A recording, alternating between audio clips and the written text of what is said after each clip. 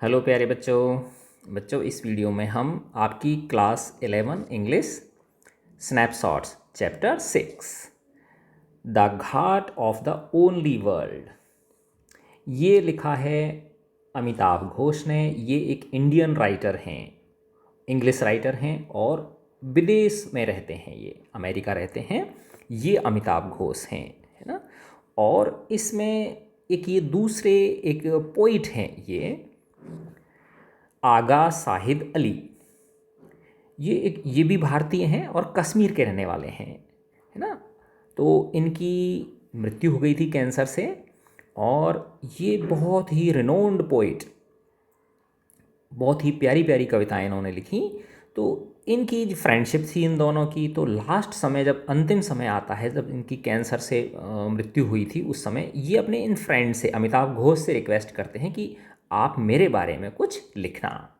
तो ये जो इनकी फ्रेंडशिप थी बहुत शॉर्ट थी, उसको बहुत ही प्यारे शब्दों में लिखते हैं। बहुत सारी चीज़ें हमें सीखने के लिए भी मिलेंगी इसमें कि एक आदमी इतना अच्छा जीवन कैसे जी सकता है। और कि देखो ये कश्मीर जो वैली है, कश्मीर घाटी जो भारत की है, कितनी प्यारी सी। देखो ये ट्यूलिप गार्डन है कश्मीर का, ये डल लेक है कश्मीर की जहाँ बोटिंग होती है। एक तरह से हेवन कहा जाता है, स्वर्ग कहा जाता है। धरती का स्वर्ग अगर कहते हैं किसको बोलते हैं? कश्मीर को। लेकिन कई बार होता है ना बेटा, राजनीतिक स्वार्थ के कारण कई लोग, है ना, अच्छी भली प्यारी सी जगह को क्या बना देते हैं, एक बहुत ही आतंकवाद का गढ़ बना देते हैं। तो बहुत सारी कमियां होती हैं लोगों की। तो हमें इन चीज़ों को समझ के, यानी ये जो लेखक हैं इन्होंने अपनी ज़िंदगी में कितना अच्छा लिखा कि कश्मीर कितनी प्यारी जगह है और किन्हीं कारणों से वो आज अस्थिरता के दौर से गुजर रही है, जब इन्होंने उस समय लिखा था। तो हम इसको पढ़ते हैं। ए डाइंग मैन, एक मृत्यु को प्राप्त होता हुआ व्यक्ति, एन एक्सपेट्रिएट फ्रॉम कश्मीर, जो कि कश्मीर से पलायन करके कहाँ चले गए? दूसरे देश में। कश्मीर को छोड़ के दूसरे देश में जाके बस गए, वो एक्सपेट्रिएट कहलाते हैं। एक्सपेट्रिएट कहलाते हैं। आस्क द ऑथर, ये पूछते हैं, इस ऑथर को कहते हैं to write something about him after he is gone, कि वो उनके बारे में कुछ लिखें जब वो इस धरती से विदा हो जाएं। The following piece is what Amitabh Ghosh wrote to keep his promise. तो ये जो लेसन है आपका, ये अमिताभ घोष ने लिखा है अपने वादे को पूरा करने के लिए, जो उन्होंने आगा साहिद अली, है ना, ये कौन है? आगा साहिद अली, इनको जो वादा किया था उसको पूरा करने के लिए। The first time that Agha Shahid Ali spoke to me, पहली बार आगा शाहिद अली ने मुझे कहा था अबाउट हिज अप्रोचिंग डेथ, उनकी आने वाली मृत्यु के बारे में। जब उन्हें पता चल गया था कि कैंसर से उनकी मृत्यु होने वाली है, वाज ऑन 25 अप्रैल 2001, 25 अप्रैल 2001 को इस बात का उन्होंने उनसे जिक्र किया था। द कन्वर्सेशन बिगेन रूटीनली, उनकी बातचीत यूँ ही सामान्य तरीके से शुरू हुई थी। I had telephone to him, मैंने उन्हें टेलीफोन किया था उनको रिमाइंड करने के लिए, that we had been invited to a friend's house, कि हमको एक दोस्त के घर पे पार्टी के लिए पार्टी के लिए इनवाइट किया हुआ है, फॉर लंच के लिए। And that I was going to come by his apartment to pick him up, और मैं आपको लेने के लिए आपके अपार्टमेंट आ रहा हूँ। Although he had been under treatment for cancer, यद्यपि उनका कैंसर का ट्रीटमेंट चल रहा था, फॉर सम 14 मंथ्स, लगभग 14 महीने से। Shahid was still on his feet, लेकिन 14 महीने से उनका कैंसर का ट्रीटमेंट चल रहा था, फिर भी आगा शाहिद अली अपने पैरों पर थे, यानी आराम से चल फिर लेते थे। एंड परफेक्टली ल्यूसिड, और ल्यूमिनस थे, यानी चेहरे पे चमक थी, ल्यूसिड था उनका चेहरा। Except for occasional lapses of memory, हाँ, सिवाय इसके कि बीच बीच में कभी कभी उनको मेमोरी लैप्स हो जाती थी, यानी शॉर्ट टर्म मेमोरी लॉस हो जाता था, यानी कई बार वो भूल जाते थे कि मैं कौन हूँ, कहाँ हूँ। आई heard him thumbing through his engagement book, अब उन्होंने फ़ोन किया था उनको कि मैं आपको लेने आ रहा हूँ आपके अपार्टमेंट में, तो मैंने सुनी उनकी आवाज़ कि वो एक बुक के पन्ने पलट रहे हैं। And then suddenly he said, और तभी अचानक उन्होंने कहा, oh dear, I can't see a thing, I can not tell you about it, यानी मैं तुम्हें इसके बारे में नहीं बता सकता कि मैं चल पाऊँगा या नहीं चल पाऊँगा। There was a brief pause, थोड़ी देर के लिए वो रुके। एंड देन ही एडेड, और फिर उन्होंने कहा, शाहिद अली ने कहा, I hope this does not mean that I am dying, कि तुम इसका ये अर्थ मत निकालना कि मैं मरने जा रहा हूँ, अर्थात मैं मृत्यु को प्राप्त होने जा रहा हूँ इतनी जल्दी, तुम ऐसा मत सोच लेना। Although Shahid and I had talked A great deal over the last many weeks, यद्यपि मैंने और शाहिद ने पिछले सप्ताहों में खूब बातें की थीं। I had never before heard him touch on the subject, लेकिन इससे पहले मैंने इस विषय पर उन्हें कभी बात करते हुए नहीं देखा था, डेथ के बारे में। I did not know how to respond, जब उन्होंने ये कहा कि मैं नहीं कह सकता कि मैं चल पाऊँगा या नहीं चल पाऊँगा, है ना, लेकिन इसका मतलब ये नहीं है कि मेरी मृत्यु आने वाली है। तो लेखक को कुछ उत्तर नहीं सूझा इस बात का कि मैं इसका क्या उत्तर दूँ। His voice was completely at odds with the content of what he had just said. जो उन्होंने कहा था उसमें और जो वो कह रहे थे, उनकी जो आवाज़ थी उसमें थोड़ा सा कॉन्ट्रास्ट था, है ना, ऑड थी वो, यानी उससे मैच नहीं हो रही थी। कहने का मतलब ये है, मैचिंग का क्यों नहीं हो रही, कि एक तरफ तो वो कह रहे हैं कि मैं नहीं बता सकता, मेरी तबीयत ठीक नहीं है, लेकिन उनकी आवाज़ में वही चहक है, वही आनंद है, वही खुशी है, यानी किसी प्रकार का कोई डिप्रेशन नहीं है। तो दोनों में क्या है, अंतर है, दोनों कॉन्ट्रास्टिंग हो गई चीज़ें। Light to the point of jocularity, और वो एक तरह से उनकी जो आवाज़ है वो ऐसी है जैसे कि जोकिंग हो, है ना, कुछ हंसी मजाक की है। आई मम्बल्ड समथिंग इनोक्यूअस, मैंने कुछ धीरे धीरे बुदबुदाया मैं, और कुछ ऐसी बात कही जो ऐसे मौक़ों पे कही जाती है, दूसरों को सांत्वना देने के लिए कही जाती है। और मैंने कहा, नो शाहिद, नहीं शाहिद, ऑफ कोर्स नॉट, ऐसा नहीं होगा, यू विल बी फाइन, तुम ठीक हो जाओगे।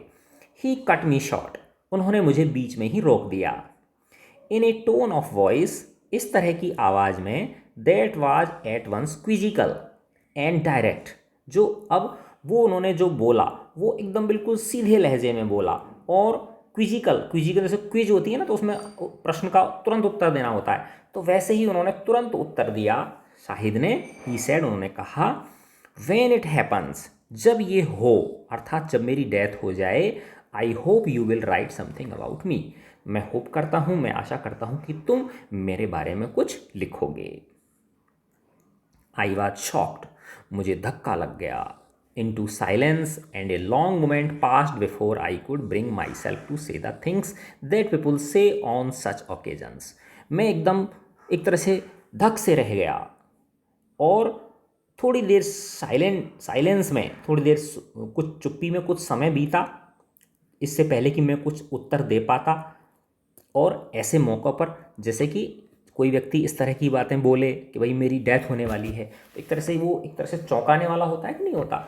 तो लेखक को उनकी इस बात का रिस्पॉन्स देने में, रिस्पॉन्ड करने में उन्हें थोड़ा वक्त लगा, और कहा, Shahid you will be fine, you have to be strong, Shahid तुम ठीक हो जाओगे, तुम्हें थोड़ा मजबूत होना चाहिए, थोड़ा दिल मजबूत करो, अपना इरादे पक्के करो, कुछ नहीं होगा तुम्हें, तुम बिल्कुल ठीक हो जाओगे। From the window of my study, मेरी जो विंडो थी मेरी स्टडी रूम की, उसमें से I could see A corner of the building, मैं एक बिल्डिंग का कोना देख सकता था, इन विच, जिसमें कि ही लिव्ड, आगा शाहिद अली रहते थे, सम 8 ब्लॉक्स अवे, लगभग 8 ब्लॉक आगे। It was just a few months since he moved here, वो कुछ ही महीने पहले यहाँ आए हैं इस कॉलोनी में, इस लोकेलिटी में। He had been living a few miles away in Manhattan, America का एक शहर है मैनहट्टन, वो फ्यू माइल्स, कुछ मील दूर पहले कहाँ रह रहे थे, मैनहट्टन में रह रहे थे। Where he had a sudden blackout in February 2000, जहाँ फरवरी 2000 में उन्हें एक ब्लैकआउट हो गया, यानी एक तरह से मेमोरी लॉस हो गई उनकी, अचानक से ऐसा हो गया कि याददाश्त उनकी कुछ समय के लिए खो गई। इस वजह से आफ्टर टेस्ट्स रिवील्ड, जब टेस्ट कराए उन्होंने कि आखिर ऐसा क्यों हो रहा है, जब उन टेस्ट्स ने ये बताया, ये रिवील किया, ये प्रकट किया, that he had A malignant brain tumour, कि उनके एक इन्फेक्सस, मैलिग्नेंट का मतलब क्या होता है, इन्फेक्सस, जिसमें इन्फेक्शन फैलने की चांसेस होते हैं, ऐसा एक ब्रेन ट्यूमर है उनके ब्रेन के अंदर। तो तब he decided to move to Brooklyn, उन्होंने ब्रुकलिन में आने का निश्चय किया, to be close to his youngest sister, जहाँ पर कि उनकी सबसे छोटी बहन रहती थी समीथा, जिनका ये नाम था Sameeta, who teaches at Pratt Institute, जो कहाँ पढ़ाती हैं, प्रैट इंस्टीट्यूट में पढ़ाती हैं, a few blocks away from the street where I live, मैं जिस गली में रहता हूँ उस गली से थोड़ा सा ही ब्लॉक दूर वो रहती हैं, वो उस प्रैट इंस्टीट्यूट में पढ़ाती हैं। शाहिद इग्नोर्ड माई रीअश्योरेंसेस, शाहिद ने मैंने जो सांत्वना दी थी उनको इग्नोर कर दिया। He began to laugh at me, he began to laugh at it, और वो इस बात के ऊपर हंसने लगे। Was then that I realise, तब जाके मुझे पता लगा that he was dead serious, कि वो इस बात को लेके गंभीर हैं कि भाई मेरी जब मृत्यु हो जाए तो तुम मेरे ऊपर कुछ लिखना। I understood that he was entrusting me, entrusting का मतलब जिम्मेदारी देना, तब मैं समझ गया कि शाहिद मुझे एक जिम्मेदारी देना चाहते हैं, with A quite specific charge, एक विशेष चीज़ का, और वो क्या है, ही वॉन्टेड, वो चाहते हैं, मी टू रिमेंबर हिम, कि उन्हें याद रखा जाए, not through the spoken recitatives of memory, न सिर्फ जुबानी उन्हें याद रखा जाए, एंड फ्रेंडशिप, और फ्रेंडशिप के जरिए याद रखा जाए जुबानी, बल्कि जुबान मतलब बातों में, but through the written word, बल्कि कैसे याद रखा जाए, लिखे हुए शब्दों के द्वारा, अर्थात लेख के द्वारा मुझे याद रखा जाए। Shahid knew all too well, शायद ये भी अच्छी तरह जानते थे, दैट फॉर दोज राइटर्स, कि उन राइटर्स के लिए, for whom things become real only in the process of writing, जिनके लिए जब वो लिखने बैठते हैं तो जो परिदृश्य वो लिखते हैं वो जीवंत हो उठता है, ऐसे लेखकों के लिए there is an inbuilt resistance, उनमें एक जन्मजात प्रतिरोध होता है, एक थोड़ा सा हिचक होती है, थोड़ी सी नापसंदगी होती है, to dealing with loss and bereavement, loss and bereavement दोनों का मतलब ये है किसी चीज़ की हानि, किसी चीज़ का लॉस, नहीं ऐसे विषय से वो बचते हैं जिसमें कोई लॉस के बारे में उन्हें लिखना पड़े। He knew that my instincts would have led me to search for reasons, उसे पता था, शाहिद जानता था कि मैं अगर ऐसा कहूँगा अमिताभ घोष को लिखने के लिए तो मेरे अंदर ऐसी भावनाएं जग सकती हैं जो कि कारण ढूंढें, टू अवॉइड राइटिंग, जिससे लिखने से मैं बच सकूं, अबाउट हिज डेथ, उनकी डेथ के बारे में। I would have told my self, मैं अपने आप को ये कह सकता हूँ, that I was not a poet, कि मैं तो पोइट हूँ ही नहीं, इसलिए मैं कैसे लिख सकता हूँ आपके बारे में, और that our friendship was of recent date, कि हमारी फ्रेंडशिप इतनी पुरानी भी नहीं है, that there were many others who knew him much better, और कुछ लोग ऐसे हैं, अन्य लोग ऐसे हैं जो तुम्हें मुझसे ज़्यादा जानते हैं, ज़्यादा अच्छी तरह से जानते हैं, who would be writing from greater understanding and knowledge, जो और अच्छी समझ के साथ, अच्छे ज्ञान के साथ लिख पाएंगे। तो उन्होंने इन सब बातों के ऊपर कि मैं उनको ये कहूँ कि नहीं मैं नहीं लिख सकता, तो इसके उत्तर देने के लिए, इस बात को काटने के लिए उन्होंने पहले से ही आंसर सोच रखे थे कि मेरे मन में ये चीज़ें आ सकती हैं। All this Shahid had guessed, जो कुछ भी शाहिद ने गैस किया था, and he had decided to shut off those routes while there was still time, है ना, इसलिए all this Shahid has guessed, इस सब के बारे में शाहिद पहले ही अंदाज़ा लगा चुके थे, एंड ही हैड डिसाइडेड, और उन्होंने निश्चय कर लिया था कि वो इन सब रास्तों को बंद कर देंगे समय रहते, यानी मेरे मन में जो भी शंकाएं होंगी उन सारी शंकाओं को दूर करने का इलाज उनके पास होगा, अर्थात वो मुझे अपने बारे में लिखने के लिए बाध्य कर ही देंगे। और उन्होंने कहा, you must write about me, तुम्हें मेरे बारे में लिखना ही होगा। क्लियर दो इट वाज, हालांकि ये बिल्कुल साफ साफ था, दैट दिस इम्पेरेटिव, कि ये जो कमांड था, वुड हैव टू बी एक्नोलेज्ड, इसको एक्नोलेज किया जाना है, अर्थात इस आदेश की पालना की जानी है। I could think of nothing to say, इसलिए मैं कुछ सोच ही नहीं सका कि मैं क्या कहूँ। What are the words in which one promises a friend, वो शब्द क्या हो सकते हैं जिसमें एक फ्रेंड दूसरे फ्रेंड को वादा करे that one will write about him, कि एक फ्रेंड दूसरे फ्रेंड के बारे में लिखेगा आफ्टर हिज डेथ, उसकी मृत्यु के बाद। फाइनली आई सेड, अंत में मैंने कहा, शाहिद आई विल, हाँ मैं करूँगा, I will do the best I can, जितना बेस्ट मेरे से बन पड़ेगा मैं आपके ऊपर लिखूँगा। By the end of the conversation, अपनी इस बातचीत के समाप्त होने के बाद के अंत होते होते, आई न्यू, मैं जान गया, exactly what I had to do, कि मुझे करना क्या है। I picked up my pen, मैंने अपना पेन उठाया, noted the date, date note की, एंड रोट डाउन एवरीथिंग, और वो हर चीज़ लिख डाली। I remembered of that conversation, यानी अब तक की जितनी बातचीतें हुई थी हमारी, उन सब के बारे में जो कुछ भी मुझे याद था वो मैंने सब लिख लिया। तो देखो, कहने का मतलब ये बेटा कि इसमें एक सीख हमें ये मिलती है कि हमें भी डायरी लिखने की प्रैक्टिस करनी चाहिए, क्योंकि होता क्या है, हम चीज़ों को भूल जाते हैं।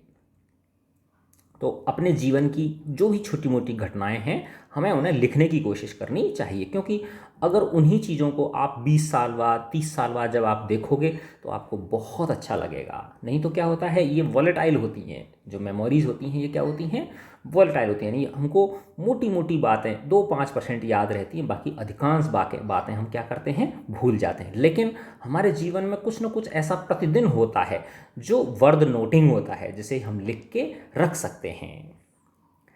दिस आई कंटिन्यूड, ये मैंने जारी रखा, टू डू, करना, फॉर नेक्स्ट फ्यू मंथ्स, अगले कुछ महीनों तक। इट इज़ दिस रिकॉर्ड, यही रिकॉर्ड था, that has made it possible, जिसकी वजह से संभव हो सका, फॉर मी, मेरे लिए, टू फुलफिल द प्लेज, जो मैंने वादा निभाया था, आई मेड दैट डे, जो मैंने वादा उस दिन किया था, जो शपथ मैंने ली थी उसको पूरा करने में। I knew Shahid's work long before I met him, मैं जब साहिद से मिला था उससे पहले ही मैं उनके जो राइटिंग्स थी उनके बारे में जानता था। हिज 1997 कलेक्शन, उनका 1997 का एक collection, the country without a post office, इसका क्या नाम था, एक country without a post office, ये उनकी एक पोइम की बुक है। Had made a powerful impression on me, इसका मेरे ऊपर बहुत ज़बरदस्त प्रभाव पड़ा था। His voice was like none I had ever heard before, मैंने आज तक ऐसी आवाज़ किसी की नहीं सुनी थी, ऐसी शब्द संयोजन मैंने किसी का नहीं सुना था। At once lyrical and fiercely discipline, एकदम से लयबद्ध और बहुत ही शानदार तरीके से अनुशासित। एंगेज्ड, एक अपने आप में एक तरह से बांध के रखने वाली। एंड यट डीपली इनवर्ड, और उसके बावजूद भी बहुत गहरे संदेश देने वाली उनकी ये पोइम्स थी। Not for him the mock casual, यानी उनके लिए कविता लिखना कोई मजाक नहीं था, बल्कि almost prose of so much contemporary poetry. Normally क्या होता है, लोग आजकल के जो लेखक हैं उनकी जो कविताएं होती हैं वो ऐसा लगता है जैसे कोई निबंध लिख रहे हों, कहीं लय तुक ताल कुछ होता ही नहीं है। तो उनके लिए बिल्कुल डिफरेंट था। His was a voice that was not ashamed to speak in a bardic register. अब ये बार्डिक रजिस्टर जो है एक पोइटिक स्टाइल है, ये एक कविता लिखने का एक स्टाइल है। तो उनकी जो आवाज़ थी, उनकी जो लेखनी थी, वो बिल्कुल भी नहीं हिचकती थी, इवन बार्डिक स्टाइल यूज करने में भी। I knew of no one else who would even conceive of publishing a line like mad heart be brave। मैं नहीं, I knew of no one, मैं ऐसा एक भी व्यक्ति नहीं जानता जो सोच भी सकता हो ऐसी लाइन लिखने का और उसे छपवाने का, जैसे कि मैड हार्ट बी ब्रेव, हे मेरे पागल दिल थोड़ा सा बहादुर बनो, कुछ ऐसा काम करो, कुछ ऐसा लिखो जिससे आने वाली पीढ़ियों को कुछ अच्छा हम दे के जा सकें। इन 1998 1998 में I quoted A line from the country without a post office in an article. अब अमिताभ घोष कह रहे हैं कि मैंने 1998 में एक आर्टिकल लिखा था, एक लेख लिखा था, उसमें मैंने इसको कोट किया था, उनकी इस पुस्तक में से कुछ लाइन कोट की थी मैंने, एक लाइन कोट की थी, that touched briefly on Kashmir, जिसमें कश्मीर के बारे में थोड़ा सा जिक्र किया गया था। At the time all I knew about Shahid, उस समय में मैं जो कुछ भी साहिद के बारे में जानता था वाज दैट, वो ये इतना जानता था बस खाली कि ही वाज फ्रॉम श्रीनगर, कि वो श्रीनगर से हैं, and had studied in Delhi, और वो दिल्ली में पढ़े हैं। I had been at Delhi university myself, मैं भी दिल्ली यूनिवर्सिटी में पढ़ा था। But although our time there had briefly overlapped, यद्यपि हमारा टाइम थोड़ी समय के लिए ओवरलैप भी हुआ था, यानी उस समय मैं भी था वहाँ पे दिल्ली यूनिवर्सिटी में और वो भी थे, लेकिन वी हैड नेवर मेट, लेकिन हम कभी मिले नहीं, हम कभी रूबरू नहीं हुए। We had friends in common however, हालांकि हमारे कुछ कॉमन फ्रेंड्स थे, यानी ऐसे फ्रेंड्स थे जो मेरे भी थे और उनके भी थे। एंड वन ऑफ देम, और उनमें से एक फ्रेंड ने he put me in touch with Shahid, उन्होंने ही मेरी मुलाकात किससे कराई, शाहिद से कराई। In 1998 and 1999 we had several conversations, 1998 1999 में हमारी खूब सारी बातें हुई, कई बार हमारी बातें हुई on telephone, and even met a couple of times, और हम कई बार मिले भी। But we were not no more than acquaintances, लेकिन हम जान पहचान वाले परिचित लोगों से ज़्यादा कुछ नहीं थे, यानी हमारी जान पहचान तो हुई थी, फ़ोन पे बातें भी हुई थी, 2-4 बार मिले भी थे, लेकिन एक तरह से वो एक परिचय ही था, जब तक कि ही मूव टू ब्रुकलिन, वो कहाँ ना आ गए, ब्रुकलिन ना आ गए द नेक्स्ट ईयर, अगले साल। और नेचुरल सी बात है, जब वो ब्रुकलिन आ गए तो लेखक भी वहीं रहते थे ब्रुकलिन में, तो फिर तो जब पास पास रहने लग जाते हैं तो दोस्ती और गहरी हो ही जाती है। Once we were in the same neighbourhood, जब हम एक ही पड़ोस में आ गए, एक ही पड़ोस में रहने लगे, we began to meet for occasional meals, हम बीच बीच में खाने पर मिलने लगे। एंड क्विकली डिस्कवर्ड, और हमने जल्दी ही ये खोज लिया, यह पाया, दैट कि we had a great deal in common, कि हम दोनों में बहुत सारी बातें कॉमन हैं, जो एक दूसरे में कॉमन है। By this time of course Shahid's condition was already serious, हालांकि इस समय तक साहिद की जो स्थिति थी वो थोड़ी सीरियस हो चुकी थी। Yet his illness did not impede the progress of our friendship, फिर भी उनकी जो बीमारी थी, शाहिद की जो बीमारी थी, वो हैम्पर नहीं कर सकी, वो रोक नहीं सकी हमारी दोस्ती की बढ़त को, हमारी दोस्ती को बढ़ने से रोक नहीं सकी। यानी ऐसा नहीं कि वो बीमार थे तो बस वहीं खाट में पड़े रहें, ना बोलें ना चालें, ऐसा नहीं था। We found that we had a huge roster of common friends, हमने पाया कि हमारे बहुत सारे कॉमन फ्रेंड्स हैं, भारत में भी, अमेरिका में भी और अन्य जगहों पर भी। We discovered a share love of rogan josh, हमने देखा कि हम दोनों को ही रोगन जोश पसंद है, एक तरह ये शीप मीट है, ये है ना, जो भेड़ होती है ना उसका मांस, ठीक है, तो हम दोनों को ही ये रोगान जोश पसंद था। रोशनारा बेगम ये भी एक वो थी, क्या नाम है, कवियत्री थी, और ये वो थे ना जिन्होंने ताजमहल बनवाया था, शाहजहां मुमताज़ महल, कि शाहजहां हतभागी की मुमताज़ से सकती जाती है, वो वाला है ना। तो रोशनारा बेगम भी हम दोनों की कॉमन पसंद थी, एंड किशोर कुमार भी हम दोनों को पसंद थे। A mutual indifference to cricket, दोनों की ही क्रिकेट में दिलचस्पी नहीं थी। And an equal attachment to old Bombay films, और हम दोनों को ही पुरानी बॉम्बे फिल्म्स पसंद थीं। Because of Shahid's condition even the most trivial exchanges, Shahid की चूंकि स्थिति ऐसी थी, इसलिए छोटी मोटी मुलाकात भी हैड ए स्पेशल चार्ज, उसका भी एक विशेष महत्व होता था। चार्ज एंड अर्जेंसी, और अर्जेंसी होती थी और महत्व होता था, अर्थात जब कोई व्यक्ति बीमार होता है तो उसके लिए लोग देखने आते हैं ना, उसे मिलने आते हैं, तो वो क्यों आते हैं, इसीलिए आते हैं जिससे उनका थोड़ा सा मन बट जाए, उनकी थोड़ी पीड़ा क्या हो जाए, कम हो जाए। The inescapable poignance of talking about food and half forgotten figures from the past with a man who knew himself to be dying was multiplied in this instance by the knowledge that this man was also a poet who had achieved greatness, perhaps the only such that I shall ever know as a friend. अब ये कह रहे हैं कि साहिद की because of the Shahid's condition, even Shahid की उस ऐसी स्थिति की वजह से छोटी मोटी मुलाकात का भी एक विशेष महत्व होता था, एक अर्जेंसी हुआ करती थी। और जब वो मिलते थे तो पता है कैसी बातें करते थे, है ना। जैसे आपने देखा होगा, बूढ़े बुजुर्गों को देखा होगा, तो वो क्या करते रहते हैं, अपने ज़माने की अच्छी चीज़ों को याद करते रहते हैं और आज के ज़माने की चीज़ों को क्या करते रहते हैं, कोसते रहते हैं। वो कहते हैं हमारा ज़माना कितना अच्छा था, आजकल तो कितना बेकार ज़माना आ गया है ना। तो इनएस्केपेबल यानी एस्केप नहीं होती थी, यानी हमेशा नियमित रूप से रेगुलरली वो रिग्रेट करते थे ऑफ टॉकिंग अबाउट फूड, कि देखो पहले कितना भोजन अच्छा हुआ करता था, आजकल भोजन भी कितना दूषित हो गया है, सब चीज़ में मिलावट हो गई है। And half forgotten figures from the past, और पहले कितने अच्छे अच्छे वीर लोग हुए हैं, वीर पुरुष हुए हैं, महान पुरुष हुए हैं, उनको भी हमने भुला दिया है। एक ऐसे व्यक्ति के साथ ये बातें होती थीं जो जानता था अपने आप को कि वो मरने वाला है, और वो ऐसे व्यक्ति के साथ इस तरह की मुलाकातें एक तरह से गुणा हो जाती थीं, बढ़ जाती थीं, इम्पोर्टेंस बढ़ जाती थी उनको उनकी इन दिस इंस्टेंस, ऐसे क्षण पर, ऐसे समय पे।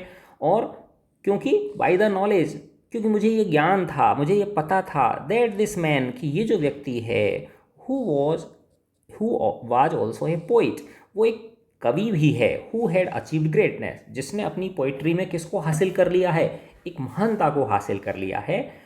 Perhaps the only such that I shall ever know as a friend, है ना। यानी मेरे फ्रेंड्स में पोइट, इतना बड़ा पोइट कोई नहीं है। तो यानी ये मेरे पड़ोसी भी हैं, मेरे फ्रेंड भी हैं जो एक महान पोइट हैं। देखो ये जो चित्र है बच्चों, ये रोशनारा बेगम का है ना। ये वाला चित्र किनका है, रोशनारा बेगम, यानी ताजमहल जिन्होंने बनवाया था, शाहजहां और मुमताज़ महल, ठीक है, उनकी बेटी है ये। वन आफ्टरनून, एक दोपहर, द राइटर सुकेतु मेहता, लेखक Suketu Mehta, who also lives in Brooklyn, जो भी ब्रुकलिन में ही रहते थे, ज्वाइंड अस फॉर लंच, वो भी लंच करने के लिए हमारे यहाँ हमको ज्वाइन किया उन्होंने, शाहिद के घर। Together we has day plan, हम लोगों ने मिलकर एक प्लान बनाया, फॉर एन अड्डा, कि हम एक अड्डा जमाएंगे, हम एक क्या बनाएंगे, एक महफिल जमाएंगे। बाई डेफिनीशन एक गैदरिंग, जिसका क्या मतलब होता है, गैदरिंग करेंगे, हम दोस्ती करेंगे, मिलना जुलना शुरू करेंगे। दैट हैज़ नो एजेंडा, इसका कोई एजेंडा नहीं होगा, अर्थात जिसकी कोई विशेष विषय वस्तु नहीं होगी कि भाई इसी मामले पर चर्चा की जानी है, यानी कुछ भी मज़े के लिए करेंगे बस। अदर देन कन्वीवाइलिटी है ना, मिलन जुलन, मिलनसारिता, इसका मतलब ये होता है ना, conviviality. Shahid was enthusiastic and we began to meet regularly, Shahid बहुत ज़्यादा उत्साही थे और हम लोग जल्दी जल्दी मिलने लगे, नियमित रूप से मिलने लगे। From time to time other writers would join us, बीच बीच में, समय समय पर अन्य लेखक भी हमको ज्वाइन कर लेते थे। ऑन वन ओकेज़न, एक मौके पर, एक crew arrived with A television camera, एक दल आ गया अपना टेलीविज़न कैमरा लेकर। Shahid was not in least bit put out, चूँकि साहिद बीमार था लेकिन फिर भी वो बिल्कुल भी निराश नहीं थे, थोड़े से भी निराश नहीं थे, और कैमरा के सामने हाजिर हो गए और बोले, आई एम सो सेमलेस, मैं बहुत ज़्यादा निर्लज्ज हूँ, बेशर्म हूँ। I just love the camera, मैं कैमरे के सामने आना पसंद करता हूँ। Shahid had a sorcerer's ability, sorcerer बोलते हैं मैजिशियन को, किसको बोलते हैं, मैजिशियन, जादूगर। तो उनमें एक जादूगर जैसी क्षमता थी। ट्रांसम्यूट का मतलब होता है चेंज करना, जो चेंज कर दे। ए मंडेन, द मंडेन, मंडेन का मतलब नीरस, डिप्रेस्ड, एक मंडेन इनटू मैजिकल, है ना, एक नीरस वातावरण को किसमें बदल दें, एक शानदार मैजिकल वातावरण में बदल दें। यानी बहुत ही खुश मिजाज, है ना, मिलनसार, इस तरह का उनका स्वभाव था, kind. Once I accompanied Iqbal, his brother, and Hina, his sister, on a trip to fetch him from hospital, एक बार मैं उनके बड़े भाई जो थे इकबाल, उनके साथ गया, और उनकी सिस्टर भी थी, हिना सिस्टर जो थी वो भी साथ थी एक ट्रिप पर, और वो यात्रा कहाँ की थी, उन्हें हॉस्पिटल से लेके आना था। दिस वाज ऑन 21 मई, 21 मई की बात थी। By that time he had already been through several unsuccessful operations, इस टाइम तक उनके कई असफल ऑपरेशन हो चुके थे। Now he was back in hospital to undergo a surgical procedure, वो दोबारा हॉस्पिटल में आके एडमिट हो गए थे। उनकी क्या की जानी थी, एक सर्जरी की जानी थी। दैट वाज इंटेंडेड, जिसका ये विषय था उस सर्जरी का, to relieve the pressure off on his brain, कि उससे उनके ब्रेन पे प्रेशर क्या हो जाए, कम हो जाए। इसलिए उनके ब्रेन पे प्रेशर कम करने के लिए एक सर्जरी उनकी होनी थी। हिज हेड वाज शेव्ड, उनका सिर साफ कर दिया गया था, बाल काट दिए गए थे, गंजा कर दिया गया था। And the shape of the tumour was visible, और उनके ट्यूमर की जो आकृति थी वो अब दिखने लगी थी। अपॉन हिज बेयर स्कल, उनकी नंगी खोपड़ी के ऊपर। Its edges outlined by metal sutures, suture किसको बोलते हैं, जैसे वो लगाते हैं ना, टाँके लगाते हैं। तो जैसे ये उनका सिर था, है ना, ये क्या था उनका, माना सिर था, और उसके ऊपर ये ऐसे माना वो ट्यूमर निकल आया था। तो इसकी ट्यूमर के चारों तरफ ऐसे वो क्या लगा दिया गया था, उसे टाँके होते हैं ना, धातु के टाँके लगा देते थे एक तरह से, जैसे कि इसके ब्रेन, इस पर प्रेशर क्या हो जाए, इस एरिया में रिलीज हो जाए, प्रेशर कम हो जाए। अब ये कोई मेडिकल प्रोसीजर होता होगा इस तरह से। When it was time to leave the ward, जब वार्ड से डिस्चार्ज होने का टाइम आया, ए ब्लू यूनिफॉर्म्ड हॉस्पिटल एस्कॉर्ट, एक नीली वर्दी पहने हुए हॉस्पिटल का स्टाफ अराइव्ड आया विद ए व्हील चेयर, एक व्हील चेयर लेकर। Shahid waived him away, Shahid ने हाथ के इशारे से उन्हें मना कर दिया। डिक्लेयरिंग दैट, और ये बताया उन्हें, that he was strong enough to walk out of the hospital on his own, कि वो खुद पैरों पर चल के हॉस्पिटल से बाहर तक जा सकते हैं। But he was groggier than he had thought, लेकिन जितना वो सोचते थे उससे वो ज़्यादा क्या थे, कमज़ोर थे। ग्रॉगियर यानी वीक थे वो। And his knees buckled after no more than a few steps, बल्कि कुछ ही कदम चलने के बाद ही उनके पैर लड़खड़ाने लगे, बकल्ड हो गए, लड़खड़ा गए। इकबाल वेंट रनिंग, इकबाल दौड़ते हुए गए, to bring back the wheelchair को वापस लाने के लिए। While the rest of us, जबकि हम जो शेष लोग थे, स्टूड इन द कॉरिडोर, हम कॉरिडोर में ही खड़े रहे, गलियारे में खड़े रहे। होल्डिंग हिम अपराइट, उनको सीधे पकड़ते हुए, उनको पकड़ के रखते हुए सीधे। एट दिस मोमेंट, इस क्षण पर, leaning against the weak cheerless hospital wall, उस हॉस्पिटल की नीरस दीवार के सहारे खड़े हुए शाहिद पर एक kind of rupture descended on Shahid, एक प्रकार का रप्चर शाहिद पर आ गिरा। रप्चर का मतलब होता है एक तरह से जैसे होता है ना, कोई लकवा टाइप मार जाता है, उस तरह का उनको एक प्रॉब्लम हुई, या हो सकता कुछ बेहोशी जैसी चीज़ आ गई थी।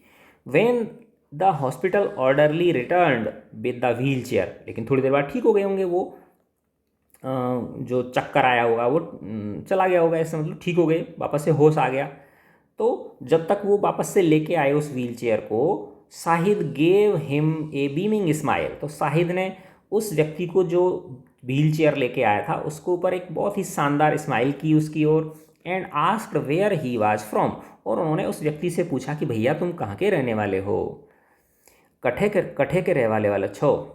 इक्वाडोर, उन्होंने कहा मैं इक्वाडोर का रहने वाला हूँ। इक्वाडोर कहाँ है बच्चों, ये जो साउथ अमेरिका है, दक्षिण अमेरिका का, वहाँ का कंट्री है ये, छोटा सा। द मैन सैड, उस व्यक्ति ने कहा। And Shahid clapped his hands gleefully together, और शाहिद जोर से हंस के, मुस्कुरा के, खुश होकर, प्रसन्न होकर ताली बजाने लगे। स्पेनिश, अरे वाह तुम स्पेनिश हो। अब देखो बच्चों कितनी बड़ी बात है, ये इक्वाडोर कहाँ का शहर है, कहाँ का कंट्री है, साउथ अमेरिका का, और स्पेन कहाँ है, यूरोप में है। लेकिन इक्वाडोर में कौन सी भाषा बोली जाती है, स्पेनिश बोली जाती है। अब तुम कहोगे स्पेनिश तो स्पेन की भाषा है जो यूरोप में है, और ये इक्वाडोर जो कंट्री है ये साउथ अमेरिका में, तो ये क्या लफड़ा हुआ। तो बच्चों ये है, देखो ये यूरोपियन जो लोग हैं ये इतने बदमाश हैं, ये पूरे संसार में छाए हुए हैं। दुनिया का कोई ऐसा कंट्री नहीं है जहाँ पे ये लोग, अमेरिका में बहुत सारे लोग कौन हैं, यूरोपियंस हैं, तो ये यूरोपियन सब जगह जाके, अच्छी अच्छी जगह सब जाके इन्होंने कब्जा कर रखा है। तो इक्वाडोर में इनकी जो मेन भाषा है वो क्या है, स्पेनिश है। तो उसने कहा अच्छा स्पेनिश, ही क्राइड, शाहिद बोले, at the top of his voice, अपनी तेज आवाज़ में। I always wanted to learn Spanish, मैं हमेशा स्पेनिश सीखना चाहता था। जस्ट टू रीड लॉर्का, सिर्फ किस लिए, क्योंकि मैं लॉर्का पढ़ना चाहता था, लॉर्का के जो पोइट्री है उसको मैं पढ़ना चाहता था। ये जो है ना, ये इसके क्या नाम है, एक स्पेनिश पोइट हैं ये लॉर्का, इनको मैं पढ़ना चाहता था। साहिद्स ग्रेगेरियसनेस हैड नो लिमिट, साहिद की जो मिलनसारिता थी उसकी कोई लिमिट नहीं थी, बहुत ज़्यादा मिलनसार थे। There was never an evening, ऐसी कोई शाम नहीं होती थी, when there was not a party in his living room, जब उनके लिविंग रूम में कोई पार्टी ना हो रही हो। I love it that so many people are here, he told me once, एक बार उन्होंने मुझे बताया था कि मुझे बहुत अच्छा लगता है जब लोग मेरे पास होते हैं। I love it that people come and there is always food, मुझे बहुत पसंद है कि लोग यहाँ मेरे से पास आते हैं और देयर इज़ ऑलवेज फूड, और हमेशा मैं उनकी फूड से खिदमत कर पाता हूँ। I love this spirit of festivity, मैं इस उत्सव के माहौल को बहुत प्रेम करता हूँ। It means that I don't have time to be depressed, इसका एक अर्थ यह है कि मुझे डिप्रेस होने के लिए समय ही नहीं है।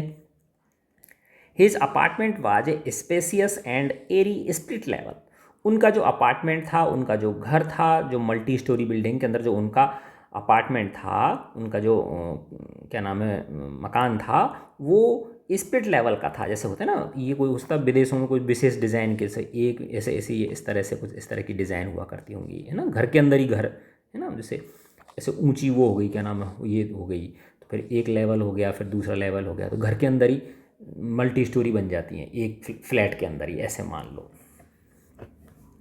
ऑन द 7th फ्लोर, 7वीं मंजिल पे था, of A newly renovated building, एक ऐसी बिल्डिंग जो अभी अभी रिनोवेट की गई थी, इसको अभी अभी मेंटेन किया गया था।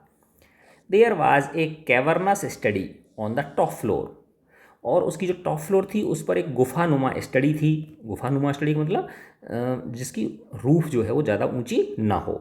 एंड ए वाइड टेरेस, और एक बहुत चौड़ी टेरेस थी, छत थी उसकी। That provided a magnificent view, जो एक बहुत ही शानदार दृश्य उपस्थित करती थी, of the Manhattan skyline, Manhattan के जो शहर था उसकी across the East River, East River के उस पार। Shahid loved this view of Brooklyn waterfront, Shahid Brooklyn का जो ये वाटर फ्रंट था, है ना, ये जो एक तरह से नदी का किनारा था, उसको ये जगह बहुत पसंद थी।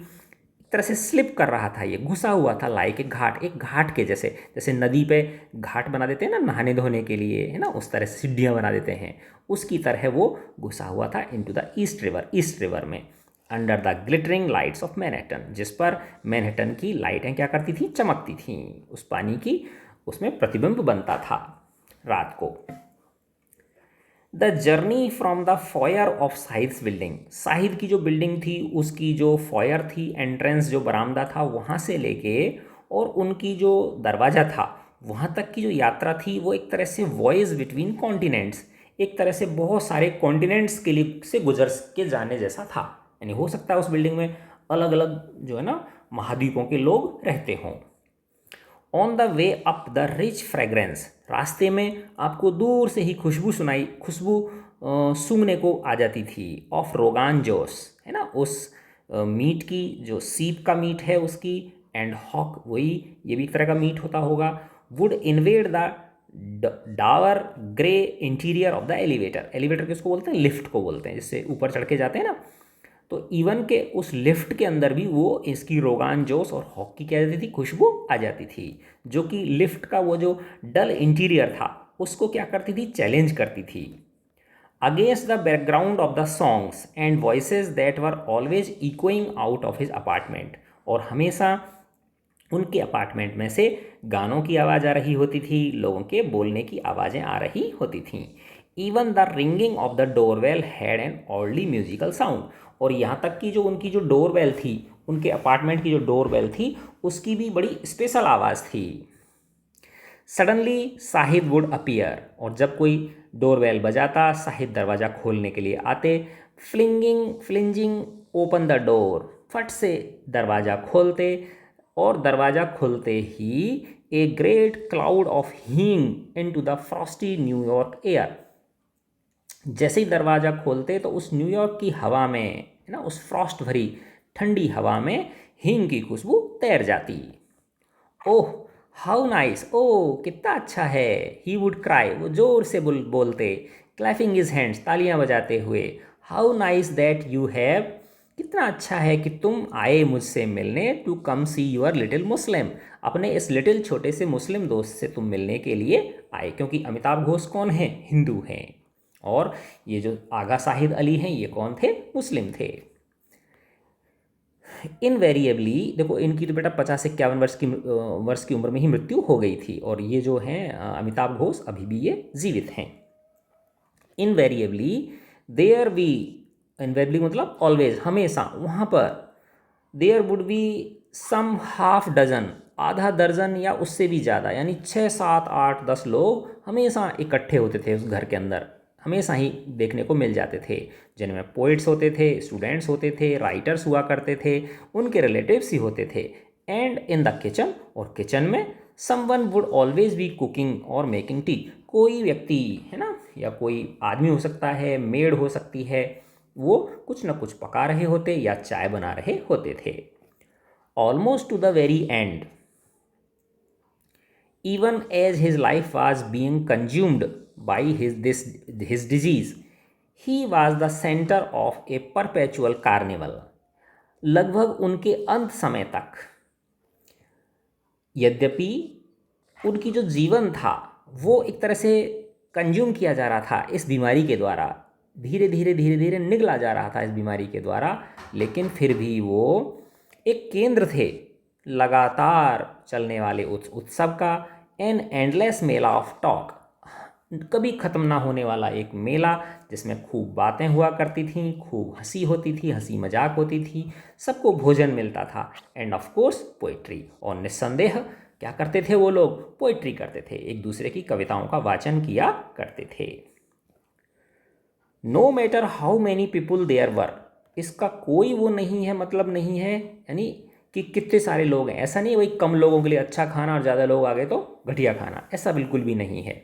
No matter how many people there were, चाहे भले ही कितने भी लोग होते उनके घर, Shahid was never so distracted, Shahid कभी भी इतने ज़्यादा डिस्ट्रैक्टेड नहीं होते थे, इतने ज़्यादा भटकते नहीं थे, as to lose track of the progress of the evening's meal, कि वो शाम के भोजन की प्रोग्रेस को क्या कर जाएं, भूल जाएं, यानी उनका भोजन पे हमेशा क्या रहता था, बहुत ज़्यादा ध्यान रहता था।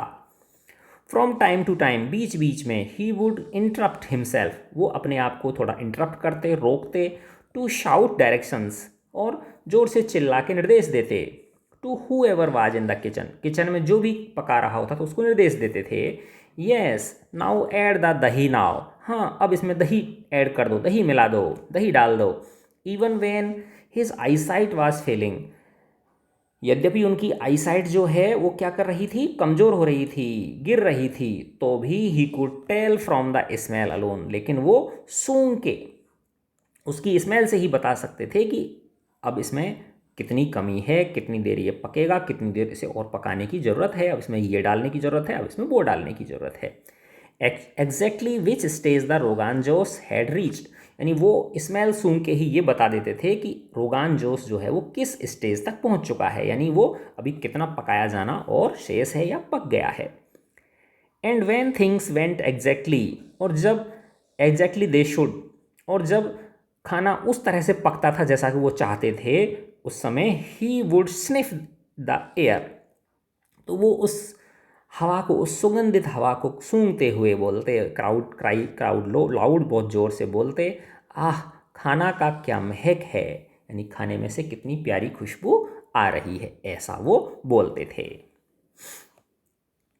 साहिद वाज लिजेंडरी, एक्सेप्शनल थे, साहिद एक एक्सेप्शनल थे, अद्वितीय थे, फॉर हिज प्रोग्रेस, प्रोग्रेस का मतलब होता है उनकी स्किल, किस चीज़ में वो अद्वितीय थे, यूनिक थे, किस में वो, स्किल में, इन द किचन, है ना, खाना पकाए, पाक कला की, उसमें क्या थे वो, यूनिक थे।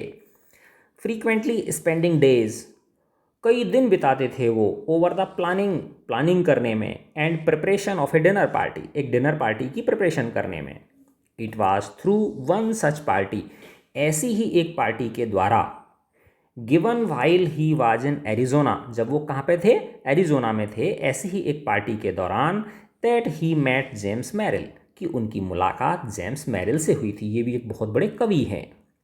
द पोइट, वो कवि, who was to radically alter the direction of his poetry, जिन्होंने उनकी पोइट्री की दिशा को एकदम से बदल दिया, बहुत ज़्यादा चेंज कर दिया उसको।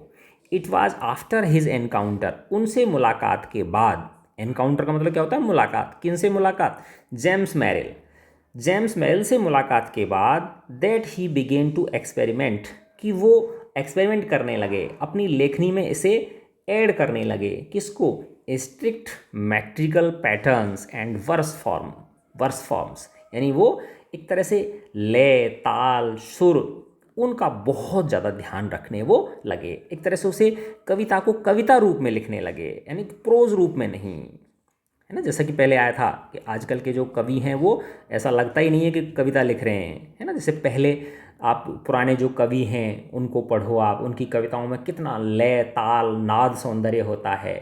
खम ठोक ठेलता है जब नर पर्वत के जाते पांव उखड़, मानव जब जोर लगाता है पत्थर पानी बन जाता है ना। तो मतलब पहले ऐसा लगता था, आजकल लिखते हैं तो बस ना कोई उसकी ना सिर का पता ना टांग का पता, ठीक है।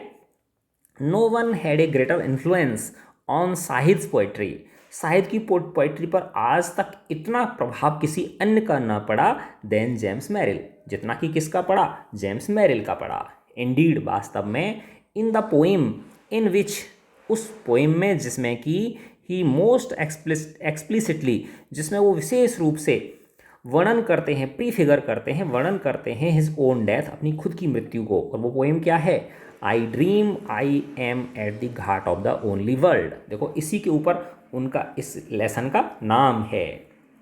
मैं ड्रीम करता हूँ, मैं सपना देखता हूँ कि मैं उस घाट पे हूँ, उस संसार के अकेले उस घाट पर मैं हूँ, अकेले संसार के उस घाट पर मैं हूँ। ही अवार्डेड द एनवॉय, वो अपनी इस पोइम को एक तरह से समर्पित करते हैं, किनको, मैरिल को, जेम्स मैरिल को। Shahid hush, this is me James, James ये मैं हूँ, मैं साहिद हूँ। The loved one always leaves, जो सबसे प्यारी वस्तु होती है हमारी, वो हमसे जल्दी छिन जाती है। Shahid placed great store on authenticity and एग्जैक्टिट्यूड in cooking. अब देखो तुमने देखा होगा बच्चों कि इसमें कुकिंग कुकिंग कुकिंग कितना इम्पोर्टेंस दिया जा रहा है, और वाकई में है बेटा इसकी इम्पोर्टेंस, है ना। देखो कहते हैं ना कि आदमी की खुशी का जो राज है ना, वो पेट, खुशी का जो रास्ता है ना वो पेट से होके जाता है, यानी आदमी का पेट भरा हुआ है, पेट में आनंद है ना, अच्छी अच्छी चीज़ें मिल रही हैं खाने को, अच्छी का मतलब स्वास्थ्यवर्धक, है ना, जो अच्छी भी हों, स्वास्थ्यवर्धक भी हों और टेस्टी भी हों, तो आदमी नेचुरली खुश रहता है ना। और दूसरा ये, अगर पेट भूखा है या ढंग का खाना नहीं मिल रहा तो कितना भी माइंड पॉजिटिव रहने की कोशिश करे, लेकिन पेट जो है वो दगा दे जाता है। तो साहिर जो है वो कुकिंग में ऑथेंटिसिटी, यानी हमेशा ऑथेंटिक चीज़ें ही बनाते थे। ऑथेंटिक का मतलब होता है यानी ऐसी ऊटपटांग चीज़ें नहीं, जो बहुत ही, यानी चीज़ें भी कहाँ से खरीदते थे, वो बहुत ही जो रिलायबल जगह होती थी वहाँ से खरीदते थे, कोई मिलावट वाली चीज़ें नहीं खरीदते थे। एंड एग्जैक्टिट्यूड, और कितनी मात्रा में क्या चीज़ डलनी चाहिए इस चीज़ का भी वो बहुत ध्यान रखते थे। And would tolerate no deviation, और वो बिल्कुल भी डेविएशन सहन नहीं करते थे, यानी कोई थोड़ा सा भी इधर उधर सहन नहीं कर सकते थे from traditional methods and recipes, जो पारंपरिक तरीके थे उनसे, और जो पारंपरिक बनाने, उन भोजन को पकाने की जो विधियां थीं उनसे वो बिल्कुल भी अलग नहीं हटते थे, यानी हर चीज़ तरीके से किया करते थे। For those who took shortcuts, जो लोग शॉर्टकट अपनाते हैं खाना पकाने में, ही हैड ओनली पिटी, उनके लिए उनके मन में बहुत पिटी का भाव रहता था, एक तरह से बेचारेपन का भाव रहता कि ये बेचारे समझते नहीं हैं। He had a special passion for the food of his region, उन्हें अपने जो क्षेत्र का, कश्मीरी क्षेत्र का जो भोजन था वो बहुत पसंद था, उसके प्रति बहुत ज़्यादा पैशनेट थे, वो दीवाने थे उसके। One variant of it in particular, और उसमें भी एक विशेष जो वेरिएंट था वो कौन सा, Kashmiri food in Pandit style, है ना, कश्मीरी भोजन पंडित स्टाइल का, है ना। देखो आपने नाम सुना होगा आजकल कश्मीरी पंडित जो है ना, तो वो यानी वैसे देखो कश्मीर जो है वो मुस्लिम बहुल क्षेत्र है, लेकिन इसमें कश्मीर में ब्राह्मण लोग भी रहते थे। लेकिन बेटा जब ये कश्मीर जो है ना राजनीतिक अस्थिरता का शिकार हुआ, तो उस समय गंदे लोगों ने मुसलमान और हिंदुओं को लड़ा दिया आपस में, है ना, और उनमें मतलब बैर पाल दिया उनके अंदर, और हिंसा करवा दी, जिससे कि जो पंडित थे उनको कश्मीर घाटी अपनी जो ज़मीन थी जिससे उनको कितना प्रेम था वो उन्हें छोड़नी पड़ी। तो इसका बहुत दुख था आगा साहिब अली को, जो उनकी पोइट्री में बार बार झलकता है। तो ये जो कश्मीरी फूड पंडित स्टाइल का जो, इसके लिए उनके अंदर बहुत ज़्यादा दीवानगी थी। आई आस्क्ड हिम वंस, मैंने उनसे एक बार पूछा था, why this was so important to him, कि भाई तुम्हें ये इतना इम्पोर्टेंट क्यों है ये कश्मीरी फूड पंडित स्टाइल वाला। And he explain that it, और उन्होंने मुझे तब बताया था, समझाया था कि इट वाज बिकॉज, ये इसलिए है, ऑफ ए रेकरेंट ड्रीम, कि मुझे बार बार सपना आता है, इन विच, जिसमें कि all the pandits had vanished from the valley of Kashmir, कि सारे के सारे जो कश्मीर वैली के जो पंडित हैं वो वहाँ से वैनिश हो गए हैं, समाप्त हो गए हैं। And their food had become extinct, और उनका जो फूड है वो भी लुप्त हो गया है। इसलिए मैं जितना मेरे से बन पड़ता है मैं उस प्रथा को बनाए रखे हुए हूँ। This was A nightmare that haunted him, ये एक ऐसा दुस्वप्न था, एक बुरा सपना था जो उन्हें हमेशा डराता रहता था। And he return to it again and again, और वो बार बार इस अपने दुख को वो प्रकट करते थे इन हिज कन्वर्सेशन, अपनी बातचीत में, एंड इन हिज पोइट्री, और अपनी पोइट्री में भी, अपनी कविताओं में भी।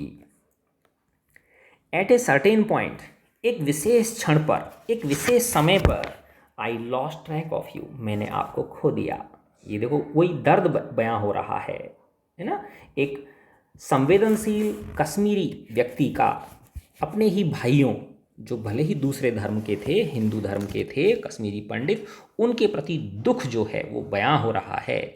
यू नीडेड मी, तुम्हें मेरी ज़रूरत थी कि कोई तुम्हें रोक लेता। यू नीडेड टू परफेक्ट मी, और तुम्हारी मुझे ज़रूरत थी अपने आप को परफेक्ट करने के लिए। In your absence you polished me into the enemy, तुम चले गए मुझे अपना एनिमी बना के।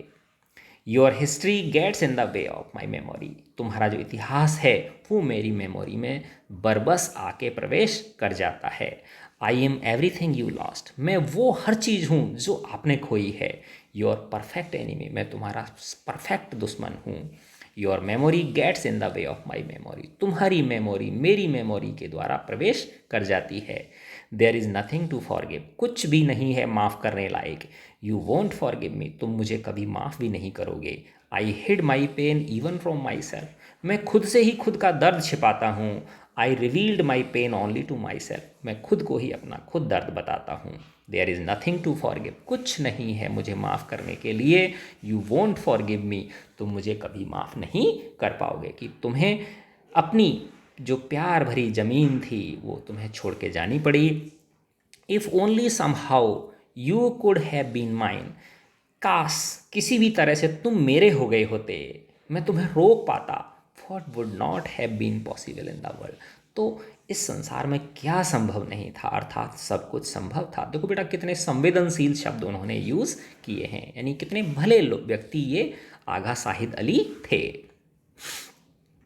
वंस इन कन्वर्सेशन, एक बार बातचीत के दौरान, ही टोल्ड मी, उन्होंने मुझे बताया, that he also loved Bengali food, कि भाई उसने बंगाली फूड भी पसंद है। आई प्रोटेस्टेड, मैंने विरोध दर्ज किया, अरे भाई ऐसे कैसे, बंगाली फूड कहाँ से पसंद तुम्हें, तुम रहने वाले तो कश्मीर के हो, बंगाली फूड तुम्हारे पास कहाँ से आ गया। But Shahid you have never been to Calcutta, मैंने कहा साहिद तुम कभी कैलकाटा तो गए ही नहीं, तुम कभी कोलकाता तो गए ही नहीं भाई, तुम्हें बंगाली फूड कैसे पसंद। नो ही सैड, उन्होंने कहा हाँ मैं बंगाल तो नहीं गया, बट वी हैड फ्रेंड्स, लेकिन हमारे पास दोस्त थे, हम who use to bring us that food, मेरे ऐसे कई दोस्त थे जो मुझे बंगाली फूड ला के देते थे या बंगाली फूड मुझे खिला देते थे पका के। वेन यू एट इट, जब तुम इस बंगाली फूड को खाते हो, यू कुड सी, तो तुम देखते हो, that there were so many things that you did not know about, कि इतनी सारी चीज़ें हैं खाने की जिन्हें तुम्हें नहीं पता। एवरीवेयर इन द कंट्री, इस पूरे देश में, यानी इस पूरे देश में इतनी विविध प्रकार की खाने की वस्तुएं बनती हैं कि तुम उनकी गिनती नहीं कर सकते हो। वॉट आई सेज, देखो मैं क्या कहता हूँ, why can't you be happy with the cuisine, कि भाई तुम इन खाने पीने की सुंदर सुंदर चीज़ों से भी क्या खुश नहीं रह सकते हो। एंड द क्लोथ्स, कि देखो कितने प्यारे प्यारे कपड़े भारतवर्ष में लोग पहनते हैं, क्या तुम इनको कपड़ों को पाके खुश नहीं हो सकते हो। एंड द म्यूज़िक, और देखो भारत में कितना सुंदर सुंदर म्यूज़िक है, हर जगह का अपना एक कितना प्यारा म्यूज़िक है, क्या इन ये चीज़ें तुम्हें खुश रहने के लिए पर्याप्त नहीं हैं। And all these wonderful things, यानी इतनी ये शानदार चीज़ें, भोजन हो गया, तरह तरह के वस्त्र परिधान हो गए, तरह तरह का म्यूजिक हो गया, एक से एक बढ़ के सुंदर चीज़ें हो गई, क्या ये इतनी सारी चीज़ें खुश रहने के लिए, सुंदर सुखी जीवन जीने के लिए, शांति भरा जीवन जीने के लिए पर्याप्त नहीं है, क्या लड़ना इतना आवश्यक है एक दूसरे को। ही पॉज्ड एंड एडेड सॉफ्टली, वो रुक जाते और धीरे से उसमें जोड़ते उस बात में, at least here we have been able to make a space, कम से कम हमने यहाँ हमारे घर में एक ऐसा स्थान तो बना दिया है, where we can all come together, जहाँ हम सब लोग एक साथ इकट्ठे हो सकते हैं, because of these good things, इन अच्छी चीज़ों को लेकर, इन अच्छी चीज़ों के माध्यम से। Of the many good things, उन सारी अच्छी चीज़ों में से, इन विच ही टुक प्लेजर, जिसमें कि वो आनंद लेते थे Shahid Ali, none was more dear to him then the music of Begum Akhtar, तो जिन चीज़ों में उन्हें आनंद आता था, तो सबसे ज़्यादा आनंद उन्हें किस में आता था, बेगम अख्तर के म्यूज़िक में आता था। देखो ये बेगम अख्तर हैं, बहुत बड़ी ये भारत की वादिका हैं।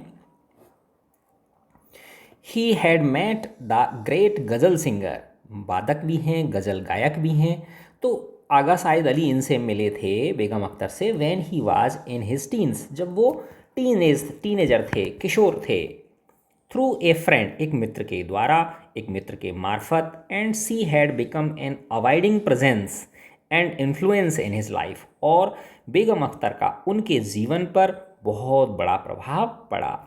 Shahid had a fund of stories about her sharpness in repartee, यानी ये जो बेगम अख्तर थीं ये बहुत हाजिर जवाब थीं, यानी कोई भी प्रश्न देता उसका तुरंत उत्तर दे देती थी, यानी बहुत हंसमुख थी, खुश मिजाज थीं।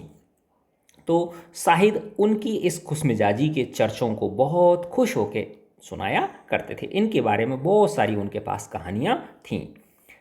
Shahid was himself no mean practitioner of repartee, यानी साहिद खुद भी एक बड़े क्या थे, हाजिर जवाब थे।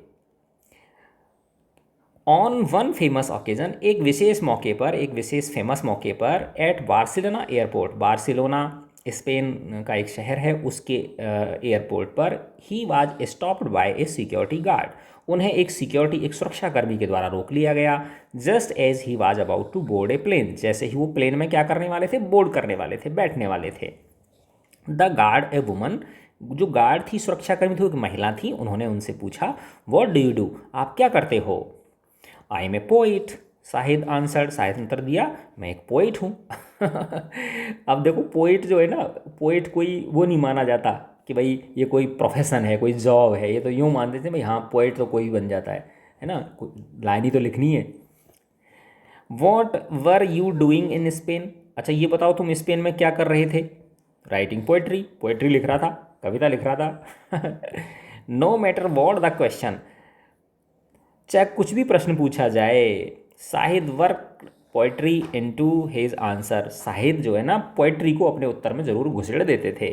फाइनली अंत में, द एग्जेस्परेटेड इरिटेटेड, है ना, वो चिढ़ती हुई उस महिला ने उनसे पूछा, are you carrying anything that could be dangerous to the other passengers, अरे भले आदमी ये बताओ तुम्हारे पास कोई ऐसी वस्तु तो नहीं है जो दूसरे यात्रियों के लिए नुकसानदायक हो।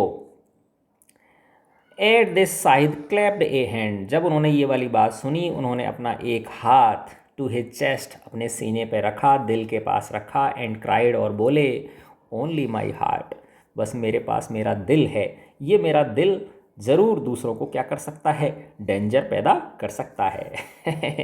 तो इस तरह से वो एक हाजिर जवाब भी थे।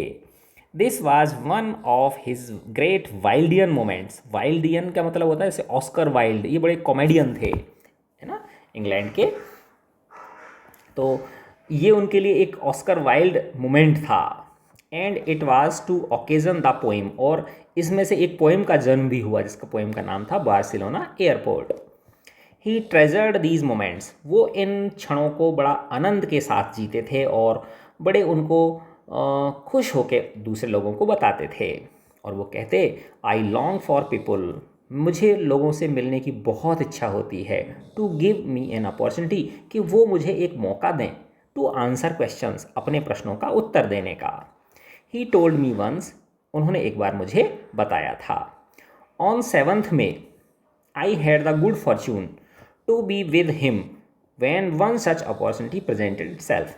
7 मई को मेरा भाग्य था, सौभाग्य था कि मैं भी एक ऐसे मौके का विटनेस बना, साक्षी बना। साहिद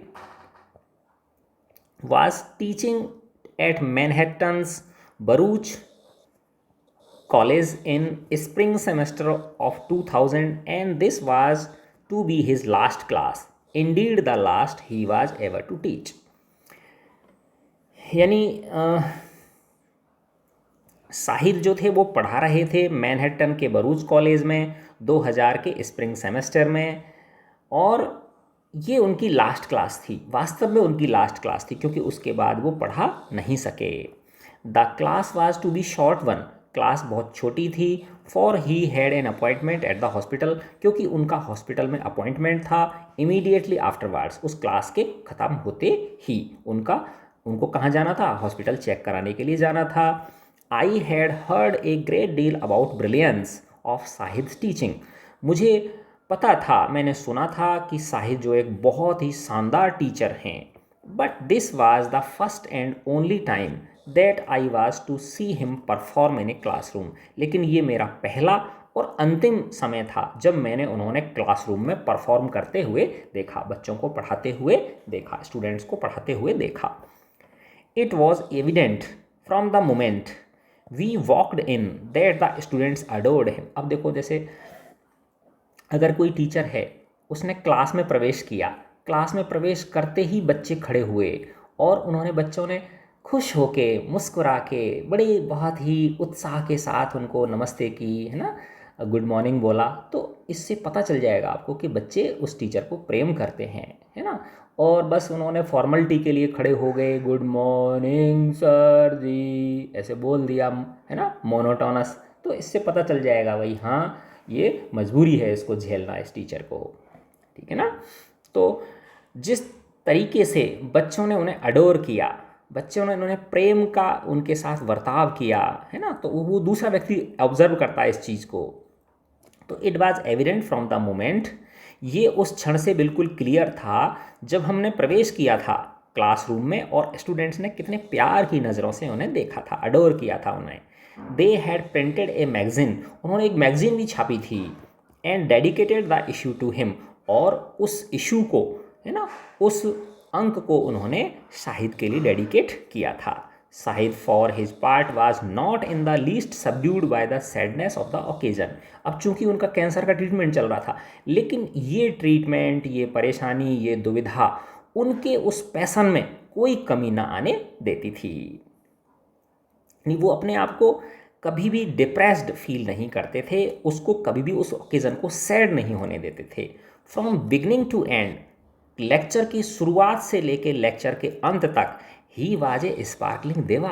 देवा का मतलब होता है दिया, है ना, जैसे कोई दिया चमक रहा हो, है ना, दीपक चमक रहा हो, ऐसे वो बिल्कुल खुश, चहकते हुए, चमकते हुए।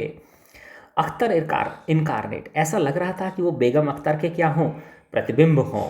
ब्रिमिंग विद लाफ्टर एंड नखरा, है ना, जो कि उनमें से हंसी, नखरा छलक रहा हो।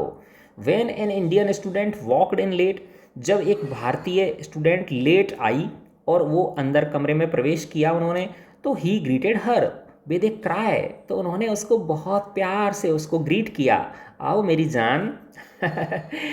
आह माई लिटिल सब कॉन्टिनेंटल हैज़ अराइव्ड, ओहो देखो मेरी प्यारी, मेरी सब कॉन्टिनेंट की प्यारी सी बच्ची आ गई है। भारत को क्या कहा जाता है, इंडिया को सब कॉन्टिनेंट कहा जाता है, उपमहाद्वीप कहा जाता है, क्योंकि भारत अपने आप में क्या एक बहुत बड़ा देश है, बहुत विविधताओं भरा देश है। हालांकि देश तो और भी बहुत सारे बड़े हैं, लेकिन तो पॉपुलेशन बहुत ज़्यादा है और विविधताएं क्या हैं, बहुत ज़्यादा हैं, इसलिए इसको अपने आप को एक तरह से उपमहाद्वीप कहा जाता है। तो वो कहते आहा अच्छा मेरी सब कॉन्टिनेंटल आ गई, क्लैस्पिंग हिज हैंड्स, अपने हाथों को मोड़ते हुए, ही फेंड ए सून, अपने हाथों को मुट्ठी में मुट्ठी बंद करते हुए या उंगलियों को क्रॉस करते हुए उनकी भावनाओं का ज्वार जो था वो फूट पड़ा, और वो कहने लगे, it stirs such a tide of patriotism in me to behold another South Asian, कि मैं जब किसी दूसरे साउथ एशियन को देखता हूँ, बिहोल्ड यानी देखना, तो मेरे अंदर देशभक्ति जाग उठती है, देशभक्ति का जो ज्वार है वो उफान लेने लगता है, स्थिर है ना, उमड़ पड़ता है।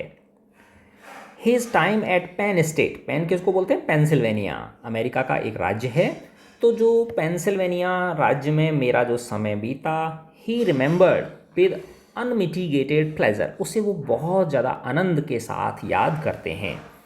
और वो कहते हैं वहाँ पर आई ग्रू एज ए रीडर, मैं एक रीडर के रूप में विकसित हुआ, आई ग्रू एज ए पोइट, मैं एक कवि के रूप में विकसित हुआ, आई ग्रू एज ए लवर, मैं एक प्रेमी के रूप में विकसित हुआ, मेरे अंदर प्रेम का भाव जगा।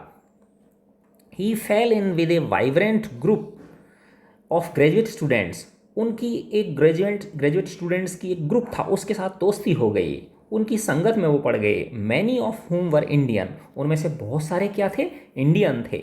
This was he often said, इसे वो अक्सर कहते थे, the happiest time of his life, कि ये जो वक्त था पेंसिल्वेनिया स्टेट में वो उनके जीवन का सबसे सुंदर समय था।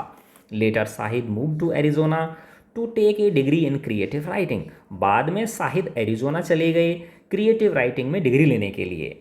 दिस इन टर्न, इसके बाद एक के बाद एक, was followed by A series of jobs, उन्होंने बहुत सारे जॉब किए कॉलेजेस में, यूनिवर्सिटीज़ में, हैमिल्टन कॉलेज में, यूनिवर्सिटी ऑफ मैसाचुसेट्स में जो कि एमरेस्ट में है, और अंत में University of Utah in Salt Lake City, Salt Lake City की यूनिवर्सिटी ऑफ उटा में उन्होंने जॉब किया। Where he was appointed professor in 1999, 1999 में, जहां उन्हें साल्ट लेक सिटी की उटा यूनिवर्सिटी में प्रोफेसर अपॉइंट किया गया था।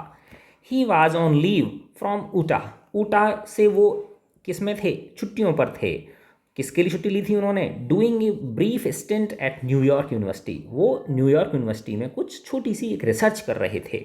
When he had his first blackout in February 2000, जहां फरवरी 2000 में उनका फर्स्ट ब्लैकआउट हुआ। ब्लैकआउट का मतलब उनकी मेमोरी कुछ समय के लिए क्या चली गई थी, लॉस हो गई थी।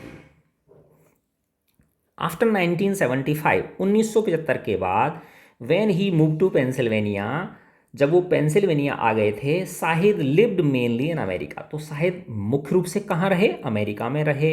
His brother was already there, उनके भाई पहले से ही वहाँ रहते थे। They were later joined by their two sisters, और बाद में दोनों भाइयों के पास दोनों बहनें भी आ गईं। But Shahid's parents continue to live in Srinagar, लेकिन साहिद के पेरेंट्स श्रीनगर में ही रहे। And it was his custom to spend the summer months with them every year, और ये उन्होंने परंपरा बना रखी थी कि वो गर्मियों की छुट्टियां अपने मम्मी पापा के पास श्रीनगर में बिताते थे। I always move in my heart between sad countries, वो कहते हैं कि जब मैं कश्मीर जाता था तो वहाँ पे जो मैं दुख भरा माहौल देखता था, है ना, आतंक से पीड़ित उस कश्मीर की धरती को देखता था, तो मैं बहुत, मेरा मन बहुत दुख पाता था। Travelling between United States and India, हर साल अमेरिका से कहाँ आते थे वो, भारत आते थे गर्मी की छुट्टियों में अपने मम्मी पापा के पास। तो उनकी ये जो ट्रैवलिंग थी, ही वाज दस एन इंटरमिटेंट, वो एक बीच बीच में प्राप्त करने वाले बट फर्स्ट हैंड विटनेस, लेकिन स्वयं प्रत्यक्षदर्शी एक साक्षी थे, वो गवाह थे, शाहिद, शाहिद का मतलब होता है गवाह, witness, to the mounting violence, एक ऐसी हिंसा का जो अब अपने चरम पर थी, दैट सीज द रीजन, जिसने उस कश्मीर घाटी को घेर लिया था, द लेट 1980s ऑनवर्ड्स, 1980 के बाद।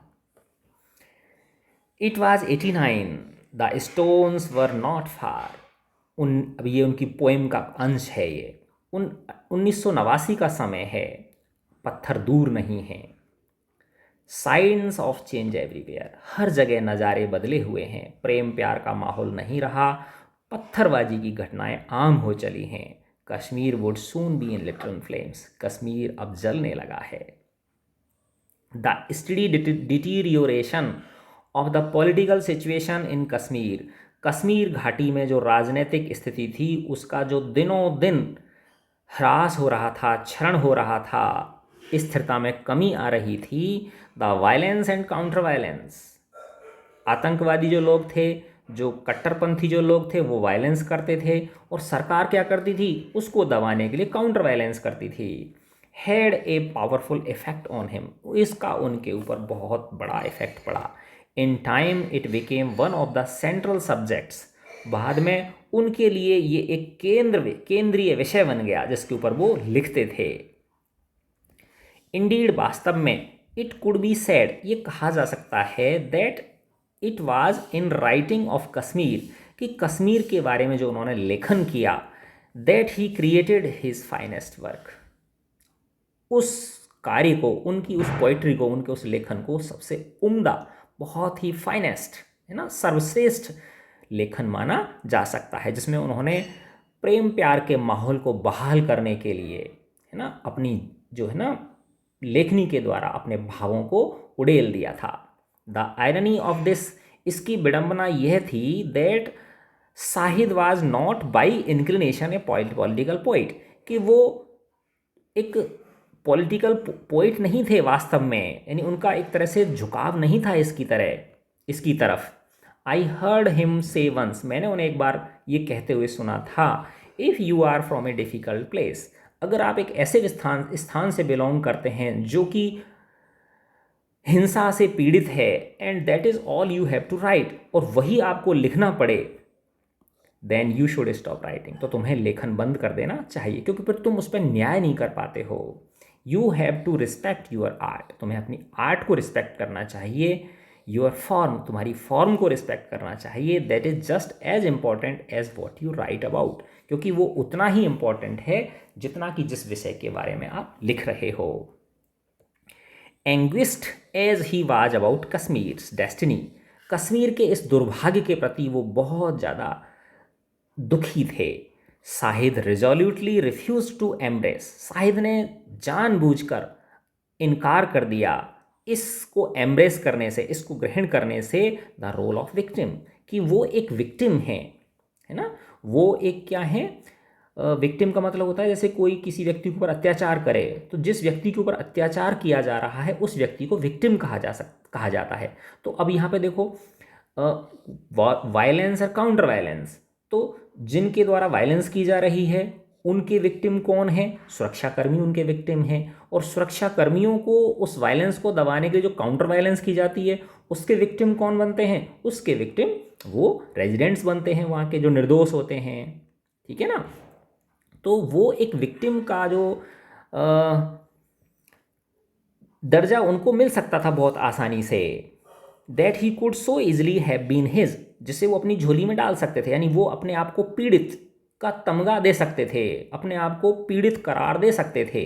हैड ही डन सो, अगर वो ऐसा करते तो he could no doubt have easily become a fixture on talk shows, तो वो टीवी पर टॉक शोज का एक बहुत बड़ा वो बन जाते, केंद्र बिंदु बन जाते, यानी उनके बारे में ही बातें हुआ करती। एंड न्यूज़ प्रोग्राम्स, और न्यूज़ प्रोग्राम्स पर उनको बार बार दिखाया जाता कि देखो ये व्यक्ति हिंसा का पीड़ित है। But Shahid never had any doubt about his calling, लेकिन शाहिद को जो अपनी अंतरात्मा की आवाज़ थी उससे कभी भी समझौता करने की इच्छा नहीं थी उनकी। ही वाज ए पोइट, वो एक पोइट थे, कवि थे, schooled in the fierce and unforgiving art of language, जिनका कि पालन पोषण हुआ था, बड़े हुए थे वो, जिनकी स्कूलिंग हुई थी एक बहुत ही फियर्स, डिसिप्लिन्ड और कभी ना माफ़ करने वाली एक आर्ट ऑफ लैंग्वेज में। अनफॉरगिविंग का मतलब ये है कि कला जो है वो कला एक तरह से भगवान का रूप है, इसमें अपने निजी स्वार्थों के लिए उसका दुरुपयोग करना एक बहुत बड़ा पाप है। ऑल दो रेस्पेक्टफुल ऑफ रिलीजन, यद्यपि वो धर्म का क्या करते थे, रिस्पेक्ट करते थे, ही remained A firm believer in the separation of politics and religious practice, और वो हमेशा इस बात के प्रबल समर्थक थे कि राजनीति को और धर्म को, धार्मिक जो प्रैक्टिस है ना, जो धार्मिक रीति रिवाज हैं, उनको कभी भी मिक्स नहीं होने देना चाहिए। यानी वो एक दूसरे से क्या रहनी चाहिए, अलग रहनी चाहिए। यानी धर्म को राजनीति में नहीं घुसाना चाहिए, जैसा कि आज के राजनेता करते हैं। Sahid's gaze was not political in the sense of being framed in terms of policy and solutions. Shahid का जो ध्यान था was not political, वो इस सेंस में पॉलिटिकल नहीं था, ऑफ बीइंग फ्रेम्ड, जैसा कि बनाया जाता है नीतियों के लिए और समस्याओं के हल के लिए। वो तो इससे बड़े थे, इन द ब्रॉडेस्ट सेंस, इससे भी बड़े विचार में। हिज विजन टेंडेड ऑलवेज, उनका जो दृष्टिकोण था वो हमेशा उस ओर था, टूवर्ड्स द इंक्लूसिव, एक समावेशी एंड एक्यूमेनिकल, है ना। समावेशी का मतलब होता है हर जाति के लिए एक स्थान हो, एक्यूमेनिकल का मतलब हर धर्म के लिए वहाँ सर्वधर्म संभाव, यानी किसी भी धर्म के व्यक्ति को किसी दूसरे धर्म के व्यक्ति द्वारा हेय नहीं समझा जा सकता, सबके धर्म का क्या किया जाए, सम्मान किया जाए, उसको एक्यूमेनिकल बोलते हैं। एन आउटलुक, एक ऐसा दृष्टिकोण, that he credited to his upbringing, वो उनमें उनके पालन पोषण जो उनका हुआ, उनके जो पेरेंट्स ने जो उनका पालन पोषण किया, उनका जो समाज था, उसको वो उस चीज़ का क्रेडिट देते हैं। He spoke often A time in his childhood, अपने बचपन की एक घटना के बारे में वो अक्सर बात बताते थे, when he had been seized by the desire, कि उन्होंने एक बार एक इच्छा ने उनको इतना घेर लिया, और वो इच्छा क्या थी, to create a small Hindu temple in his room कि श्रीनगर में अपने कमरे में वो एक हिंदू टेम्पल बनाएंगे। हैं कौन, मुस्लिम, लेकिन क्या इच्छा जाग गई उनके मन में कि मैं अपने घर में, मेरे कमरे में एक मंदिर बनाना चाहता हूँ, हिंदू टेम्पल बनाना चाहता हूँ। He was initially hesitant to tell his parents, शुरू में अपनी इस इच्छा को वो अपने पेरेंट्स को बताने में झिझकते रहे, लेकिन व्हेन ही डिड, लेकिन जब उन्होंने अपनी इस इच्छा को अपने पेरेंट्स को बताया, they responded with an enthusiasm equal to his own, तो उन्होंने जितना उत्साह साहिद के मन में था, उतने ही उत्साह से उनके पेरेंट्स ने उनकी इस बात को सम्मान दिया, और वो हर काम किया जिसमें उनकी ये विश पूरी हो सकती हो। हिज मदर बॉट हिम मूर्तिज, उनकी माँ उनके लिए मूर्ति खरीद लाई, एंड अदर अकाउंट्रीमेंट्स, और अन्य जो अकाउंट्रीमेंट्स थे, है ना, अन्य जो चीज़ें ज़रूरत होती हैं पूजा पाठ के लिए, वो खरीद लाई उनकी माँ। And for a while he was assiduous, और कुछ समय के लिए वो एक असीडुअस इन कंडक्टिंग पूजा, पूरे विधि विधान से, जैसे कि किसी श्राइन में की जाती है, जैसे किसी मंदिर में की जाती है, किसी धार्मिक स्थल में की जाती है, वैसे ही वो अपने घर में जो मंदिर स्थापित किया गया था अपने कमरे में, उसमें पूजा पाठ करने लगे। This was a favourite story, ये उनकी एक फेवरेट स्टोरी थी। Whenever people talk to me about Muslim fanaticism, fanaticism किसको बोलते हैं, कट्टरता।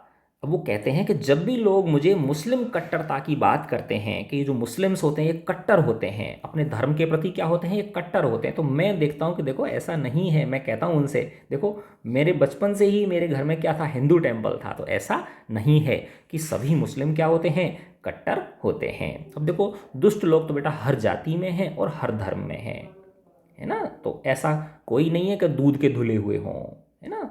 कुछ दुष्ट लोग हिंदुओं में भी होते हैं, कुछ दुष्ट लोग मुसलमानों में भी होते हैं, और ये जो दुष्ट लोग होते हैं यही भोली भाली जनता को अपने निजी स्वार्थों के लिए लड़ाते हैं। हम लोग जो सामान्य लोग हैं, जो अपनी रोजी रोटी में ही व्यस्त रहते हैं, वो इन दुष्टों के बहकावे में आ जाते हैं, इनके उन कलुषित मंसूबों को हम समझ नहीं पाते हैं।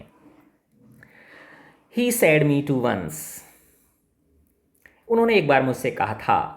आई टेल देम, मैं जब मुझसे कोई लोग मुस्लिम कट्टरता की बात पूछते हैं तो मैं उन्हें कहता हूँ, देखो भाई लोगों, how my mother help me to make a temple in my room, कि देखो मैंने किस तरह से मेरी मदर ने मेरे लिए घर में एक टेम्पल बनाया था। तो ऐसा नहीं है कि हर मुसलमान जो है वो कट्टर हुआ करता है। I once remark to Shahid that he was the closest that Kashmir had a national poet, मैंने एक बार साहिद से कहा कि भाई तुम इतनी अच्छी पोइम्स लिखते हो, पोइट्री लिखते हो कि तुम्हें तो कश्मीर का नेशनल पोइट बना देना चाहिए। ही शॉट बैक, उन्होंने उत्तर दागा, तुरंत उत्तर दिया, ए नेशनल पोइट, हाँ नेशनल पोइट तक तो ठीक है, मे भी चलेगा, but not a nationalist poet. है ना, राष्ट्रीय कवि तो मैं बन जाऊंगा, लेकिन राष्ट्रवादी कवि बनने में मुझे दिक्कत है, क्योंकि राष्ट्रवादी जो होते हैं ना, है ना, राष्ट्रीय और राष्ट्रवादी, राष्ट्रवादी में क्या होता है, खुद के धर्म के प्रति सम्मान और दूसरे धर्म के प्रति दुर्भावना, ये बात जो है मुख्यता से प्रकट होती है। तो उसने कहा कि भाई मैं जो है ना नेशनल पोएट तो बन सकता हूँ, लेकिन ये जो नेशनलिस्ट पोएट है ना, राष्ट्रवादी, वो नहीं बन सकता, वो नहीं बनना चाहता, प्लीज़ नोट दैट, वो नहीं। In the title poem of the country without a post office, है ना, इस टाइटल पोएम में जिसका नाम है the country of without a post office, a poet returns to Kashmir, इसमें एक ऐसे कवि का वर्णन किया जाता है जो कश्मीर लौटता है to find the keeper of a fallen minaret, जो एक ध्वस्त मीनार को, जो आतंकवाद का शिकार हुई, है ना, उग्रवाद, आतंकवाद, है ना, अतिवाद, कुछ भी बोल दो उसको, कोई सा भी वाद बोल दो, है ना, उसका शिकार हुई, जो गिर गई है, ध्वस्त हो गई है, उसको कीपर को, उसका जो रक्षक है, उसका जो रखवाला है, उसको ढूंढने के लिए वो जाता है। नथिंग विल रिमेन, कुछ नहीं बचेगा, एवरीथिंग हैज़ फिनिश्ड, सब कुछ समाप्त हो गया। I see his voice again, मैं उसकी आवाज़ को फिर सुनता हूँ। This is a shrine of words, ये शब्दों का एक आस्था स्थल है। You will find your letters to me, तुम अपने शब्दों को मुझे पाओगे, अक्षरों को मेरे लिए पाओगे, एंड माइन टू यू, और मेरे तुम्हें। Come son and tear open these vanished envelope, मेरे प्यारे बच्चे आओ और इन टूटे फूटे एनवलप्स को खोलो, ये आपका इंतज़ार कर रहे हैं। दिस इज़ एन आर्काइव, यह एक पत्रों की एक आर्काइव है, एक समूह है, एक ग्रुप है। I have found the remains of his voice, मैंने उनकी आवाज़ के खंडहरों को देखा है, पाया है। That map of longings with no limit, जो कि उनकी असीमित इच्छाओं, जिनकी कोई लिमिट नहीं है, उसका ये एक मैप है। In this figuring of his homeland, अपनी मातृभूमि का वर्णन जिन शब्दों में उन्होंने किया है, उसमें वो स्वयं he himself became one of the images, वो स्वयं एक ऐसी आकृति बन जाते हैं। दैट वर स्पिनिंग अराउंड, जो कि घूम रही हैं इर्द गिर्द, the dark point of stillness, उस अंधेरे के जो स्थिर अवस्था में है। दूर दूर तक अंधेरा फैला हुआ है। बोथ शाहिद एंड शहीद, दोनों विटनेस, शाहिद का मतलब विटनेस और शहीद का मतलब जो जिसने अपनी क्या दे दी गई हो, कुर्बानी दे दी गई हो, उस आतंकवाद की भेंट चढ़ गए हों। विटनेस एंड मार्टायर, साक्षी और शहीद। His destiny inextricably linked with Kashmir, वो कहते हैं कि मेरा जो भाग्य है वो कश्मीर के साथ इनसेपरेबली लिंक्ड है, जिसे अलग नहीं किया जा सकता। Each prefigured by the other, हर दूसरे की एक परछाई है। I will die in autumn in Kashmir, मैं ऑटम के सीजन में कश्मीर में मृत्यु को प्राप्त होऊंगा। And the shadow routine of each when, और मेरी जो वेन है, मेरी जो नसें हैं, इनमें जो रक्त दौड़ रहा है ना, विल ऑलमोस्ट बी न्यूज़, वो एक तरह से न्यूज़ होगी, वो blood censored for the saffron sun and the times of rain. तो कुर्बानी दे दूंगा मैं उस मेरी आत्मा की, उस सैफरन सन को और उस टाइम्स ऑफ रेन को दोबारा, अगर मेरे इस लेखन के द्वारा कुछ भी मैं बदलाव ला सकूं तो मैं अपने जीवन को सार्थक पाऊंगा। Among my notes is a record of A telephone conversation on 5 मई। तो मैंने जो नोट्स बनाए थे उनमें एक टेलीफोन की वार्तालाप का रिकॉर्ड जिक्र है 5 मई को, the day before he had gone to the hospital for an important test. एक दिन पहले का, जब वो हॉस्पिटल में एक इम्पॉर्टेंट टेस्ट के लिए गए थे।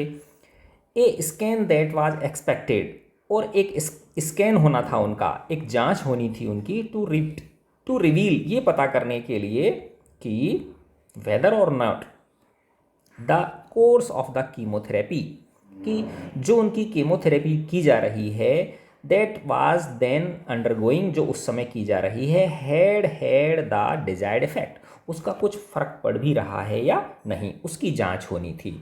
ऑल अदर अल्टरनेटिव थेरेपीज़, इसके लिए, इस वजह से उनकी जो अल्टरनेटिव थेरेपीज़ थी, उनको जो कैंसर थेरेपी दी जा रही थी और जो अन्य उनकी जो कोर्सेज ऑफ ट्रीटमेंट चल रहे थे, had been put off until this report, इस रिपोर्ट के आने तक उनको सबको एक बार क्या कर दिया गया था, स्थगित कर दिया गया था, रोक दिया गया था।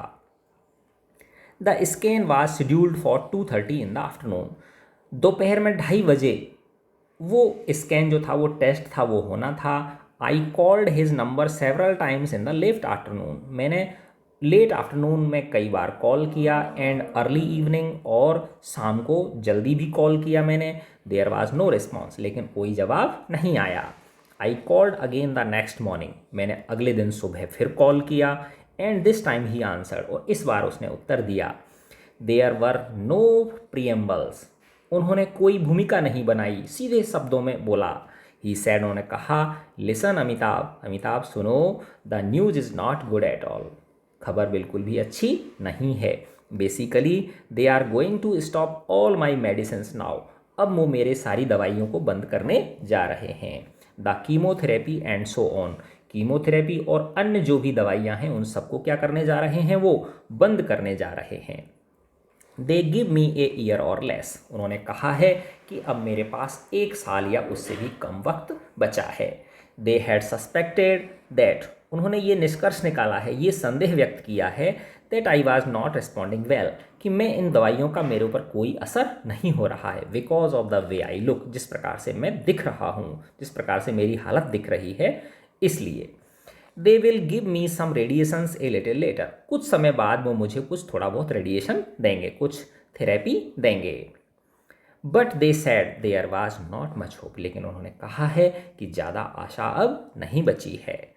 जब उन्होंने ये वाली बात टेलीफोन पर लेखक को कही, अमिताभ घोष को कही, तो लेखक का सिर चकराने लगा, डेज्ड, सिर चकराने लगा। Steering blankly at my desk, मैं अपनी डेस्क पर सूनी आंखों से घूरने लगा। मैंने कहा, what will you do now Shahid, Shahid अब तुम क्या करोगे। साहिद बोला, I would like to go back to Kashmir to die, मैं मरने के लिए कश्मीर वापस लौटना पसंद करूँगा। हिज वॉइस वाज क्वाइट, उनकी आवाज़ बिल्कुल शांत थी, अनट्रबल्ड थी, किसी प्रकार की उसमें परेशानी नहीं थी, शांत थी, बिल्कुल सरल थी। Now I have to get my passport, अब मुझे अपना पासपोर्ट लेना है। सेटल माई विल, मुझे अपनी विल पूरी करनी है, विल का मतलब जैसे वो वसीयत करते हैं ना, वैसे। एंड ऑल दैट, और यही सारी चीज़ें। I don't want to leave a mess for my siblings, मैं अपनी जो मेरे भाई बहन हैं उनके लिए मैं किसी प्रकार की परेशानी नहीं छोड़ के जाना चाहता हूँ। But after that I would like to go to Kashmir, लेकिन इस सब काम को हो जाने के बाद मैं कश्मीर जाना पसंद करूँगा। It is still such a feudal system there, अभी भी वहाँ जागीरदारी जैसी कुछ प्रथा चल रही है। And there will be much support, और वहाँ पर मुझे कुछ काफ़ी सपोर्ट भी मिलेगी। And my father is there too, मेरे पापा भी वहाँ पर हैं ही। एनीवे, फिर भी I don't want my siblings to have to make the journey afterwards like we had to with my mother, लेकिन मैं नहीं चाहूँगा कि मेरे सिबलिंग्स को, मेरे भाई बहनों को बार बार इंडिया जाना पड़े, जैसा कि मेरी माँ के केस में हुआ था। लेटर, बाद में, because of logistical and other reasons, है ना, लॉजिस्टिकल का मतलब होता है एक स्थान से दूसरे स्थान पर किसी चीज़ को ले जाना, है ना, और अन्य कारणों की वजह से, है ना। तो डेड बॉडी को, डेड बॉडी क्या मतलब कि भाई मेरी इस हालत में मुझे इंडिया ले जाएंगे तो लाने ले जाने में क्या होगी, दिक्कत होगी, और अन्य कई कारणों की वजह से बाद में उन्होंने ही चेंज्ड हिज माइंड, और उन्होंने अपना मन बदल दिया। About returning to Kashmir, Kashmir लौटने के बारे में। अर्थात उन्होंने कहा कि हाँ ठीक है, मैं यहीं पे ही अपनी अंतिम सांस ले लूँगा। He was content to be laid to rest in Northampton, वो संतुष्ट थे कि मैं अपनी अंतिम सांस नॉर्थ हैम्पटन में लूँ। इन द विसिनिटी ऑफ एमरेस्ट, जो कि कहाँ पे था, जहाँ पे वो रहते थे एमरेस्ट उसके पास में ही था, विसिनिटी में था। A town sacred to the memory of his beloved Emily Dickinson, तो ये भी क्या है, एक पोइट हैं, है ना, तो उन पोइट की ये जन्मस्थली है नॉर्थ हैम्पटन। तो उसमें वो वहाँ पे अपने आप को दफनाया जाना, अपना संस्कार कराया जाना उनको ठीक लगा। But I do not think it was an accident that his mind turn to Kashmir, लेकिन मैं सोचता हूँ, but I do not think, लेकिन मैं ये नहीं सोचता कि ये एक एक्सीडेंट था, महज एक संयोग था कि उनका जो माइंड था वो बार बार कहाँ चला जाता था, कश्मीर पे चला जाता था। स्पीकिंग ऑफ डेथ, जब भी अपनी वो डेथ के बारे में बातें करते थे तो उनका मन जो है वो बार बार कहाँ चला जाता था, कश्मीर की ओर खींचा चला जाता था।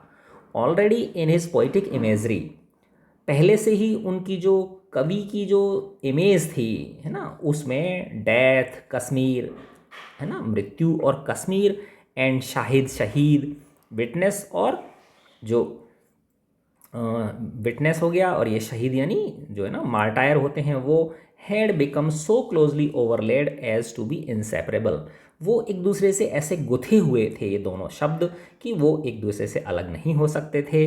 जैसे कि like old photographs that have melted together in the rain, जैसे कि पुराने फोटोग्राफ, जीर्ण शीर्ण अवस्था के फोटोग्राफ किसमें, बरसात में भीग गए हों और वो गुत्थम गुत्था हो गए हों, एक दूसरे से चिपक गए हों कि उनको अब अलग करना संभव न हो। Yes I remember it the day I will die, जिस दिन मैं मरूंगा, आई ब्रॉडकास्ट द क्रिम्सन, तो मैं एक नारंगी रंग को ब्रॉडकास्ट करूंगा, फैलाऊंगा। So long ago of that sky it's spread air, इसकी हवा में मैं बिखर जाऊंगा, इस आकाश में। इट्स रसिंग डाइज, रंग बिरंगे आकाश में। And a piece of earth bleeding, और एक धरती का एक छोटा सा हिस्सा जो कि ब्लीडिंग कर रहा है, जहाँ आतंकवाद की वजह से लोग छत विछत हो रहे हैं। अपार्ट फ्रॉम द शोर, उस समुद्री किनारे से, इसको एक समुद्र का किनारा उन्होंने अज्यूम किया है। As we went on the day I will die post the guards and he keeper of the world, और वो इस संसार का जो मालिक है, रखवाला है, last saffron road me on island, मुझे एक आइलैंड पे ले जाएगा, द साइज ऑफ ग्रेव, जो कि एक छोटी सी ग्रेव का साइज का होगा। On 2 yards he rode me, वो 2 यार्ड मुझे ले गया। Into the sunset past all pain, मेरे इस सब दर्द से दूर करते हुए। On every one's lips was news, हर किसी के होठों पर ये खबर थी ऑफ माई डेथ, मेरी मृत्यु के बारे में। But only that beloved couplet broken on his, है ना, if there is a paradise on earth it is this, it is this, it is this, अगर संसार में कोई हेवन है, कोई पैराडाइज है, कोई स्वर्ग है, धरती का कोई स्वर्ग है, तो वो कश्मीर है। यानी कश्मीर और उनकी पोइट्री इनसेपरेबल थी, अपृथक थी, एक दूसरे में घुली मिली थी। The last time I saw, अंतिम बार जब मैंने साहिद को देखा वो 27 अक्टूबर का दिन था।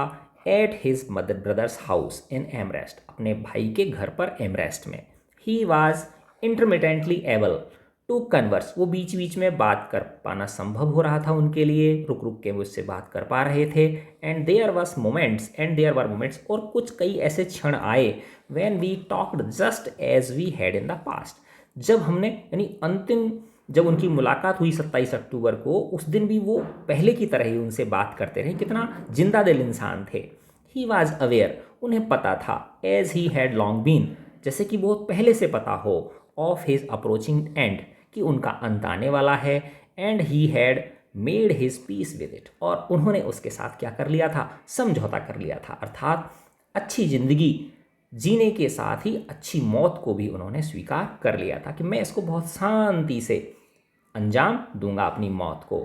आई saw no trace of anguish और कॉन्फ्लिक्ट, मैंने देखा कि उनके चेहरे पर किसी प्रकार का कोई एंग्विश नहीं है, क्रोध नहीं है, विषाद नहीं है, दुख नहीं है। Surrounded by the love of his family and friends, और उनके चेहरे पे प्रसन्नता का भाव घेरे हुए है उस प्रेम का जो उनके परिवार से मिल रहा है, उनके मित्रों से मिल रहा है। ही वाज काम, वो गंभीर था, कंटेंडेड, संतुष्ट था, एट पीस, शांति लिए हुए था। He had said to me once, उन्होंने मुझे एक बार कहा था, I love to think that I will meet my mother in the afterlife. मुझे इस बात को बहुत प्यार आता है, इस बात को जब मैं याद करता हूँ तो मुझे बहुत प्यार आता है, मैं बहुत खुश होता हूँ कि मैं जब मर जाऊँगा तो हेवन में मेरी मेरी मेरी मुलाकात मेरी माँ से होगी। If there is an afterlife, अगर कोई आफ्टर लाइफ नाम की चीज़ है तो। I had the sense that as the end neared, मैं ये अच्छी तरह से सेंस कर पा रहा था कि जैसे उनका अंत समय नज़दीक था, this was his supreme consolation, उनके लिए यही एक सर्वश्रेष्ठ सांत्वना थी कि मैं बाद में वहाँ जाके मेरी माँ से मिलूँगा। He died peacefully in his sleep, वो नींद में बहुत शांति से उन्होंने अंतिम सांस ली अपनी 2 बजे रात को, ऑन 8 दिसंबर को। नाउ अब इन हिज एब्सेंस, उनकी अनुपस्थिति में, आगा साहिद अली की अनुपस्थिति में, आई एम अमेज्ड, मैं अमेज्ड हूँ, आश्चर्यचकित हूँ, that so brief a friendship, कि इतनी छोटी सी दोस्ती की जो समय था, मुलाकात जो थी, has resulted in so vast A void, उसने मेरे जीवन में इतना बड़ा खालीपन ला दिया। ऑफन, अक्सर, when I walk in to my living room, जब मैं अपने लिविंग रूम में टहलता हूँ, I remember his presence there, मैं उनकी उपस्थिति का, आगा साहिद अली की उपस्थिति का आभास करता हूँ, याद करता हूँ। Particularly on the night when he read us, और मुझे उस रात की याद आती है विशेष रूप से जब उन्होंने पढ़ के सुनाई थी as his farewell to the world, इस संसार की विदाई का गीत। और वो क्या था?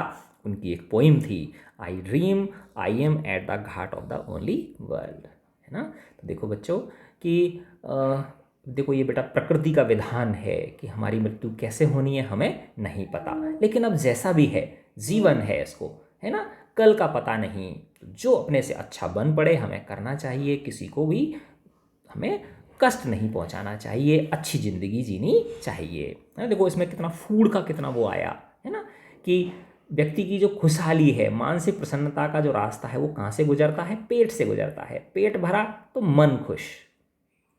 और दूसरा, फ्रेंड्स, कितने अच्छे उन्होंने फ्रेंड्स बनाए, कितनी अच्छी उनकी सामाजिक समरसता की भावना थी, यानी मुस्लिम होने के बावजूद भी उन्होंने मंदिर बनवाया अपनी माँ से कह के घर में।